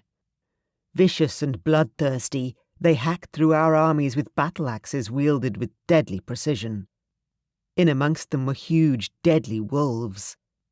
They fought alongside the raiders like attack dogs, tearing into anyone they could get their jaws on. I spotted Stavrock in the thick of the battle, wielding a broadsword. I couldn't fight like him. It was safer for me to stay in dragon form and help those of Damon's men in the sky. Stavrock was in his element, though, if the fire in his eyes was anything to go by. I pushed higher, rolling in the air, and flew to the top of the castle where 2 dragons scorched the skies with their fury. As I watched, a paler one, which I assumed was King Damon, released an icy blue stream of fire, hitting his opponent square on the wing. The opponent roared with fury. My stomach dropped as the other dragon barreled forward, catching Damon's wing in its claws and dragging him down toward the earth. Damon struggled, but it was no use. He was plummeting to the ground at a speed impossible to survive if they impacted. I didn't think twice. I shot through the air and crashed into the side of the enemy, hard enough to force him to release Damon, and sent the raider hurtling down against the castle wall. Damon twisted in midair and recovered himself, shooting upwards to join me. Together, we turned to face our adversary. We didn't need words. One silent glance was all it took. We brought down the dragon together, like we had been fighting side by side for years. Brothers on the battlefield, bound by blood and fire. Below us, the tide of the battle was turning. Our army was beginning to overwhelm the raiders, forcing them back through the burning streets of the town and out into the flat, barren wilderness. I spied one small group of Damon's soldiers near the centre of the fighting. They were cornered, but like trapped animals they were even more ferocious, baring their teeth at anyone who dared to come close. They were guarding the drawbridge. My heart plummeted when I saw the reason why. A huddled group of stragglers stood in the middle of the fray. Women and children. They were trying to head to the castle, but a pack of wolves prevented them from getting past. I roared with fury and spread my wings wide, swooping down, all set to burn the raiders to the ground.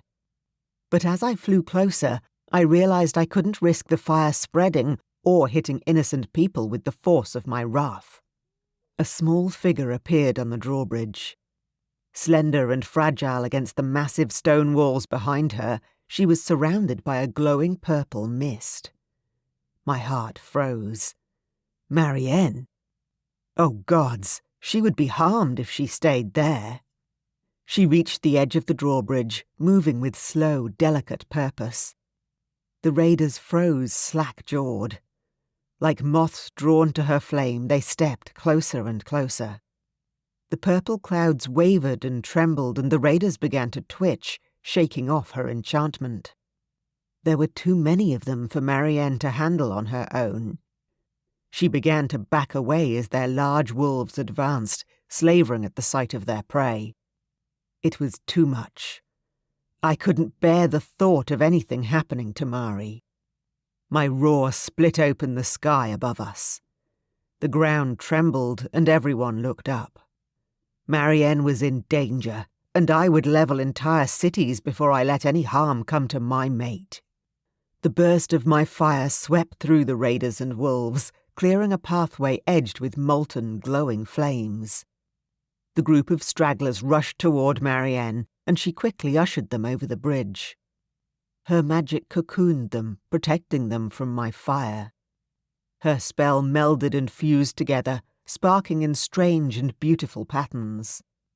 Working together in this strange yet wonderful way, we soon got everyone safely inside the castle. The battlefield faded into the background. All I could see was Marianne, picking her way through the rubble and ruin, casting spell after spell to protect the castle and all those who sheltered inside. I landed on the battlements. My dragon itched to get back into the fray, to burn, to destroy. I wanted to kill every vile raider who had dared to threaten my mate. With difficulty I pulled back, calmed myself, and focused my energy inwards, already feeling the air start to shimmer and morph around me. I knew it was a risk, to walk through the heat of battle as Eric instead of in the safe body of my shifter. But I had to get down to the ground level. I needed to find Stavrock and Damon. Ignoring my nakedness, I grabbed a sword from a fallen soldier and paced along the top of the battlements, eyeing the chaos that continued to rage outside the castle walls. Below me, Stavrock staggered out of the fray. He sported a nasty-looking wound on his shoulder, but other than that appeared unharmed. I raised a hand to get his attention, and his eyes brightened. He climbed up the side of the wall like it was nothing, and I reached down and helped him the final few steps to safety. Together we stood watching the battle from our elevated vantage point. Stavrock was panting hard. "Some fight, huh?" He turned to look at me, grinning. I nodded. I had just opened my mouth to ask him what to do next when he bellowed out a warning, lunging toward something just behind my left shoulder. I didn't have time to react. I felt rather than saw the axe blade that cut deep into my side. The pain was immediate and excruciating. I twisted to face my attacker as he pulled his axe free. His eyes, the hate-filled green. Those were the eyes of the dragon I'd taken down in defending Damon. I should have been more careful with his human half. I should have finished him off. My attacker met the end of Stavrok's sword, but it was too late for me. The damage was already done. Marianne's scream pierced through the air, and then I collapsed to the ground. Marianne. My legs threatened to fold out from under me. By some miracle, I managed to stagger closer to Eric, holding onto the wall for support as I went. No! No! Eric! I had been so close. I'd rounded the corner just a half-second too late. Stavrok bellowed out a battle cry, tearing after the group of raiders who had managed to get past the castle walls. The lifeless body of Eric's attacker lay beside him. I ignored the corpse, dropping to my knees, and tugged at Eric until his head was cradled in my lap. This was my vision, and it had come true. Nothing I had done today had changed the course of fate. And now I had to watch the man I loved die right before my eyes. Mari. Eric blinked up at me. His face was pale as ash, and he was clutching his side. He started to say something else, but broke away, coughing. Shh. I stroked back his hair, swallowing the tears that threatened to fall. Shh. Eric, we did it. You did it. You were amazing. He just stared up at me. There was a wonder in his eyes, like I was the most beautiful thing he had ever seen. I pressed a hand against the crimson spot over his torso. No, I whispered, mostly to myself. Not now. You don't get to leave me, Eric, you hear me? I have waited too damn long for you. I squeezed my eyes shut, burning with grief and fury. Something was building inside me. My powers were coalescing, gathering, stronger than ever before. Fate may have brought us together, and I wouldn't let it tear us apart. You don't get to take him from me. He's far too precious. I threw back my head and let the power surge within me. Normally, I would dampen it down, keep it inside, afraid of what my magic would do if I let it free. But not this time. This time I let go of my death grip and released my magic into the ether. Wave upon wave of power pulsed out of me, pouring into the air. There were no incantations or rituals, no herbs or potions, no control. Just sheer raw instinct, lighting up the atmosphere around us. The sky rolled with dark, thunderous clouds, and white lightning struck overhead. For an instant I thought the entire castle would come crashing down. I was beyond caring. This was Eric, and he was dying in my arms. I focused on him with every ounce of my willpower. Don't die. I love you. Please, Eric. Please, do not die. The wind lashed at my face, and the magic kept on coming.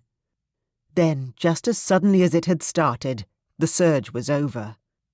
I slumped back onto the cold flagstones, completely and utterly spent. Eric. Dying wasn't as painful as I'd once imagined it to be. The world had taken on a dreamlike hazy quality, silver and purple. My vision dimmed at the edges, then brightened and warmed. Marianne appeared, hovering over me like an angel. I must be dreaming. I didn't care. I wanted to reach up and touch her. She was so beautiful, so perfect. But I didn't have the strength to move. I couldn't believe that, for a brief, shining moment in time, she had been mine. Her lovely eyes were full of tears that threatened to spill down her cheeks. No, that's not right. She didn't have to worry about me now. I had given my life to save Damon's kingdom, but I knew I'd made the right choice. I couldn't have done anything else. Mari's beauty pierced my soul. I could barely stand to look directly at her. She was like the sun, haloed by light, almost glowing with radiance. Except there was no almost about it. She was literally glowing. I wanted to raise my hand again, but I still couldn't move. She was so bright, too bright. The light engulfed her completely, and a searing, blinding pain shot through the wound in my side. I grit my teeth to stop from screaming out. The light spread, unfurling in all directions, darkening the sky above us and making the very earth tremble beneath me. At the centre of it all, Marianne's small frame swayed like a reed, right at the heart of the chaos she had somehow unleashed. She looked strikingly vulnerable. It was too much. She was going to hurt herself, but I was powerless to help her. At long last the light faded, and it was over. I gasped like a landed fish, taking in lungful after lungful of air and marvelling at the lack of pain when I inhaled and exhaled. Marianne slouched beside me. Her dark hair pooled to her waist, obscuring her face. Gently, I tucked a few strands behind her ear.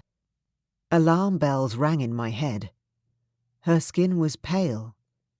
Too pale. Her eyes were no longer the luminous, swirling mass of indigo blue-purple I had come to know so well. They were dull and magicless. She looked up and met my gaze, smiling softly. I found her hand and squeezed it, trying not to show my shock at how cold she was to the touch. "You're alive," she whispered. There was wonder in her tone.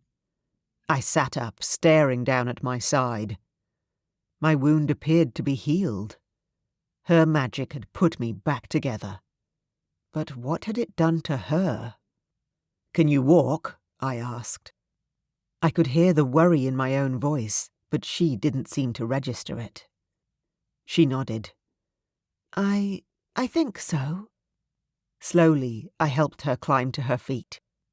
She stood there, listing slightly to one side, and I darted in to slide a firm hand around her waist before she could keel over.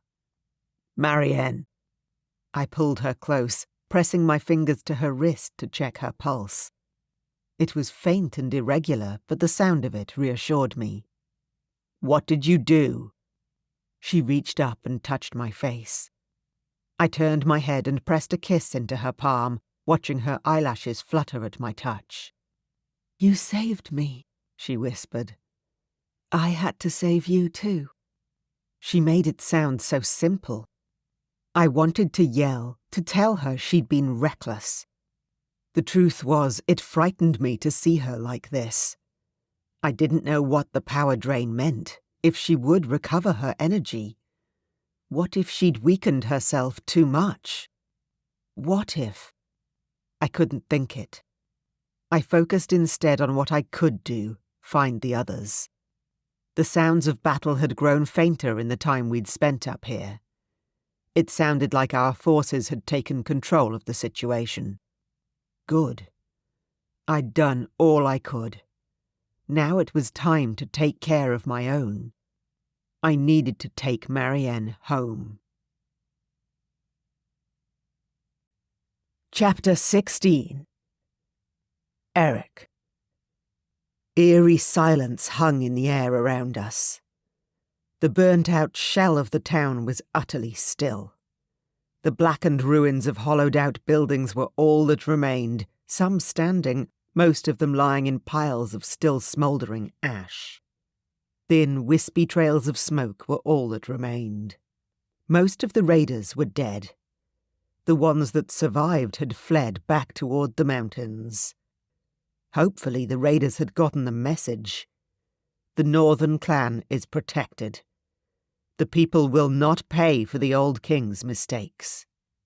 Damon surveyed the destruction with empty eyes. I could tell that he was thinking of the long road ahead. He would have to rebuild his kingdom from the ground up, repairing and restoring what had been lost. Stavrock, Marianne, and I stood opposite him. Out of the three of us, thanks to Marianne, I was the only one who had emerged unscathed from the fight. Stavrock was gritting his teeth and clutching a nasty shoulder wound. It wasn't life-threatening, thank God. More worryingly, Marianne clung to my side like I was the only thing keeping her standing. Which I likely was. I had to pay my respects to Damon, but I needed to take her away from this place. Soon. "I can't express how grateful I am to you," Damon said. "All of you. I vow one day to repay your kindness. Let this be a new chapter in our realm's history." Stavrock spoke slowly, letting every word hang in the air. "An alliance to last for generations to come." We shook hands, and I gripped Damon's arm when it came to my turn. "Any manpower, supplies, building materials you need." I trailed off, surveying the frozen landscape around us. "You shall have them." Damon's eyes flickered with gratitude, and he nodded. His attention turned to Marianne. "You must get her home, Eric," he said softly. "As much as I appreciate your help, don't hang around on my account." I squeezed Marianne's hand, and she gave a faint squeeze in response. "I know. I would offer you the use of my castle, but I'm afraid it's not fit for purpose right now." Damon glanced up at the huge mass of stone behind us. "My people need me." "Can you fly?" I asked Stavrock, and he gave me a nod. "It's a flesh wound. I've had worse." He shot me a sharp grin and then wandered away. He glanced at us behind his shoulder just before he turned the corner of a nearby, smoke-blackened wall. "May we all meet again soon." He shifted into his dragon form and flew away. My mind was already on the logistics of getting Marianne home safely.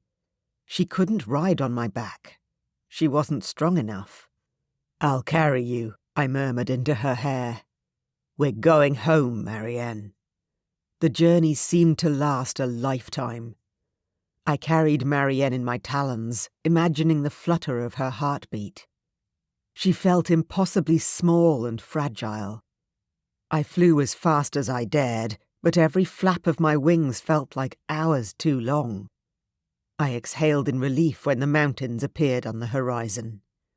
The sky was clearer than it had been in days. The snow had stopped falling, and a beautiful sunset streaked across the sky. I thought about the raiders in the mountains and the wilderness we had just left behind. Would we ever return? My chest twinged with relief when we passed over the mountains. On the other side, the valleys rolled out in shades of green and blue, warm and inviting. Familiar. We were home. I drifted to the top of the nearest tower, setting Marianne down as gently as possible. The servants ran out to greet us. Thomas took the lead, carrying a robe for me. Good man. I shifted quickly and threw on the robe before hurrying over to Marianne. She was on her feet at least. I took her slender shoulders and gazed down at her. She smiled, her eyes tracking over my face as if she were trying to commit it to memory. Then the last of her energy seemed to leave her. She let out a deep sigh, and her body sagged against mine. "Marianne!" I held her against me, as tightly as I dared. I slid my hands into her hair and turned her face up to mine. "Mari, please!" Her eyes were closed. She was so cold. I fell to my knees, pulling her down with me. I could feel the servants hovering around me, but I paid them no mind. Nobody dared to come near us. My shout echoed through the mountains and into the valleys below. "Marianne!" Marianne. The first thing I registered was warmth and softness. I stirred. In my half-conscious state, confusion filled me. I didn't remember falling asleep. It was all a blur. The last thing I remembered was... Oh. My eyes snapped open. A gauzy canopy filled my vision. I blinked up at it, trying to put the pieces together in my mind. I'm in the master suite bed again. How did I get here? I shifted. Warm fingers curled around my hand, outstretched across the covers. I turned my head on the pillow and smiled. A chair had been pulled up at the side of the bed. Eric sat, slumped over with his face against the mattress.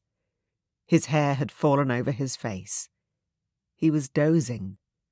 Both of his huge hands cradled mine. Moving slowly, I extracted my hand.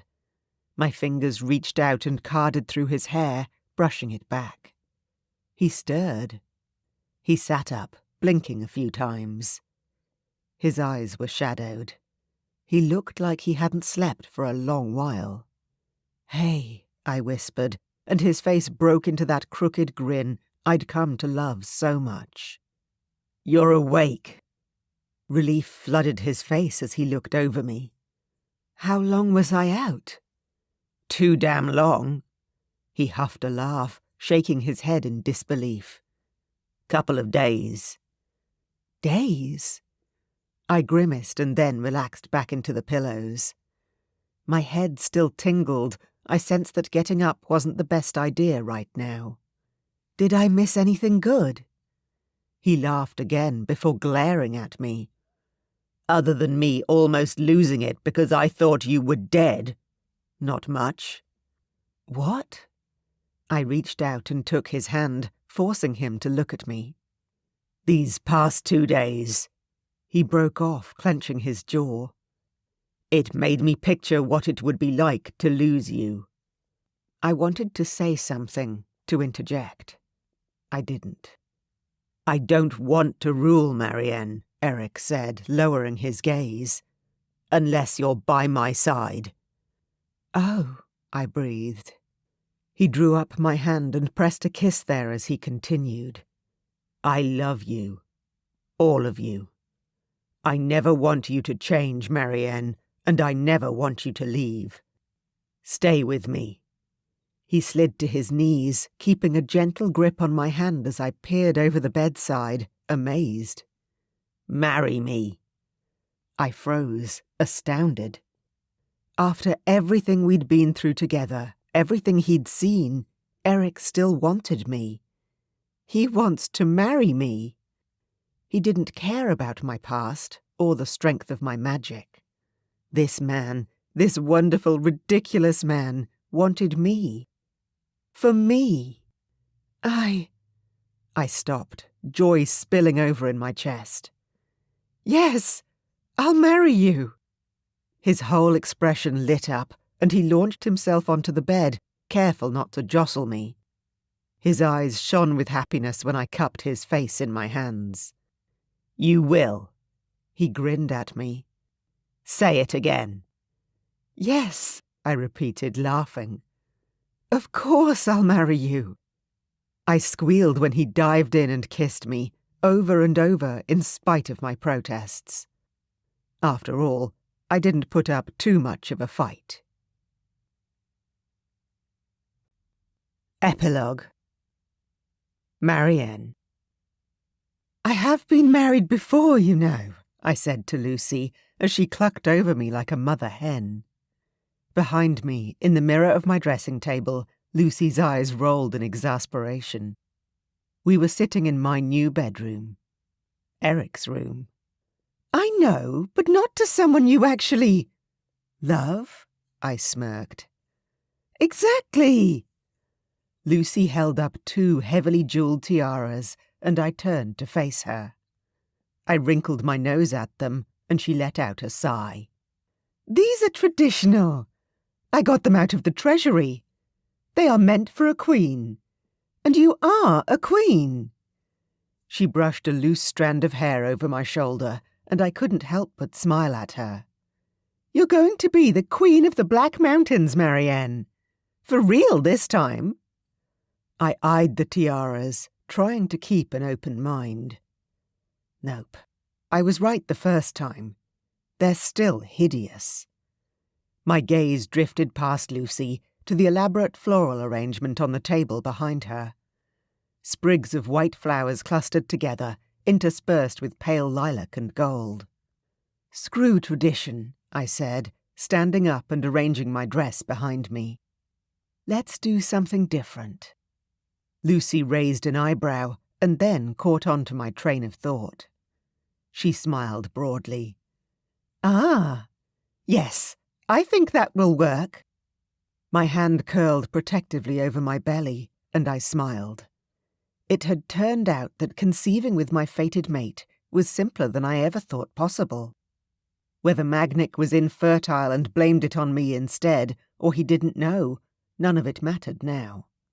I'd thought I was the problem, and that my magic refused to allow me to grow a child. But instead, I had just needed the right man. My fated mate. I wasn't showing yet, but that wouldn't last for long. Nobody knew except Eric and I that we were expecting. We planned to announce it at the wedding reception. Things between me and my soon-to-be husband hadn't gone the way everyone expected they would. They'd turned out even better. Eric. I gazed out over the crowd of onlookers, trying not to let the nerves show on my face. The hall was as busy as it had been on my coronation day. I thought back to that moment, standing here in a sea of strangers, with no idea of what lay ahead. The memory made me smile now. Such a short time, and yet so much had changed. The wedding preparations had been simple. Neither of us wanted a huge show. We had other things on our mind. Ruling my own kingdom took priority, but I spent time in the north when I could afford to spare it, travelling up with Stavrock and checking in on Damon to see how the rebuilding efforts were going. His father's debtors had been scared off for good by our alliance. Pride and happiness filled me when I thought of how much we'd achieved in such a short period of time. Speaking of which, I grinned to myself, thinking of the news that Marianne and I had to share later tonight. "Something on your mind, my friend?" Stavrock's voice startled me out of my thoughts. I glared at him, and he promptly burst out laughing. "Stop scowling. You have plenty to smile about. You're marrying your fated mate, Eric. Not many people get to say that." My scowl instantly cleared. I could hardly believe it myself. It had taken me a long time to trust that I was worthy of someone like Marianne. But we fit together, flaws and all. "It could have ended very differently," I reminded Stavrock as well as myself. His face darkened. "Indeed." He pointed at me, looking stern. You need some sparring practice, my friend." "Hey, I know." I held up my hands and burst out laughing. "You won't hear any complaints from me on that front." If I had to go a few rounds in the castle courtyard with a training master to ready myself for battle one day, I would. But I couldn't think about that today. My gaze wandered down the aisle and flicked through the rows of guests, all decked out in their finery. All the kingdoms were here. Cass was sitting in a nearby row and I smiled at her. She grinned back before catching sight of Stavrock and sticking her tongue out at him. "Hey, Stavrock, have you considered taking Cass up to the Northern Kingdom?" Stavrock drew his eyebrows together. "No. Why?" I grinned at him, having heard from Marianne that she'd had a premonition the day she'd shaken Cass's hand. The young girl had been interested in knowing more about the castle to the north, and Marianne believed Cass would do well up there. "Damon's still looking for his fated mate, and Marianne suggested to me that you might want to take Cass along on your next visit up there." Stavrock's eyes widened a little. "But she's only 19. I shrugged. "Then wait a year or two. I'm sure Damon's not going anywhere." Stavrock nodded once, though his jaw was tight with sudden tension and indecision. I'd wanted to impart that knowledge to him for months, and it was a burden I was grateful to now shift onto his shoulders. The Winter King had sent his congratulations, but he'd declined our invitation to attend. I understood. He had his hands full for the foreseeable future. If the Loner King ever did decide to venture south, at least he knew he had friends waiting for him. On the other side of the aisle, my new councillors sat whispering amongst themselves. They included representation from all over the kingdom, both the town and the outlying countryside. One of them, my butler Thomas, caught my eye and nodded his head respectfully. There was not a single gold chain to be seen among them. I smiled to myself. I hope the old elders are keeping themselves warm with their gold, now that they are no longer welcome in my castle. Stavrock leaned in again, and I turned toward him. "Word has it that you're quite the natural statesman," he said. "If the rumours from my wife are to be believed." "That's all Marianne." I shrugged. "I can't claim any credit. I couldn't have done it without her. I'm sure she'd say the same about you." I shot Stavrock a grateful smile. I had chosen the right guy to be my best man today. The hall began to fill with the sounds of soft, ethereal music, and the double doors swung open. My heart clenched with nerves and anticipation. It was finally time. Mari stood there, haloed by sunlight. I couldn't keep the smile off my face. Her dress floated and swirled around her, and her perfect face was framed by dozens and dozens of flowers. She had a whole crown of them.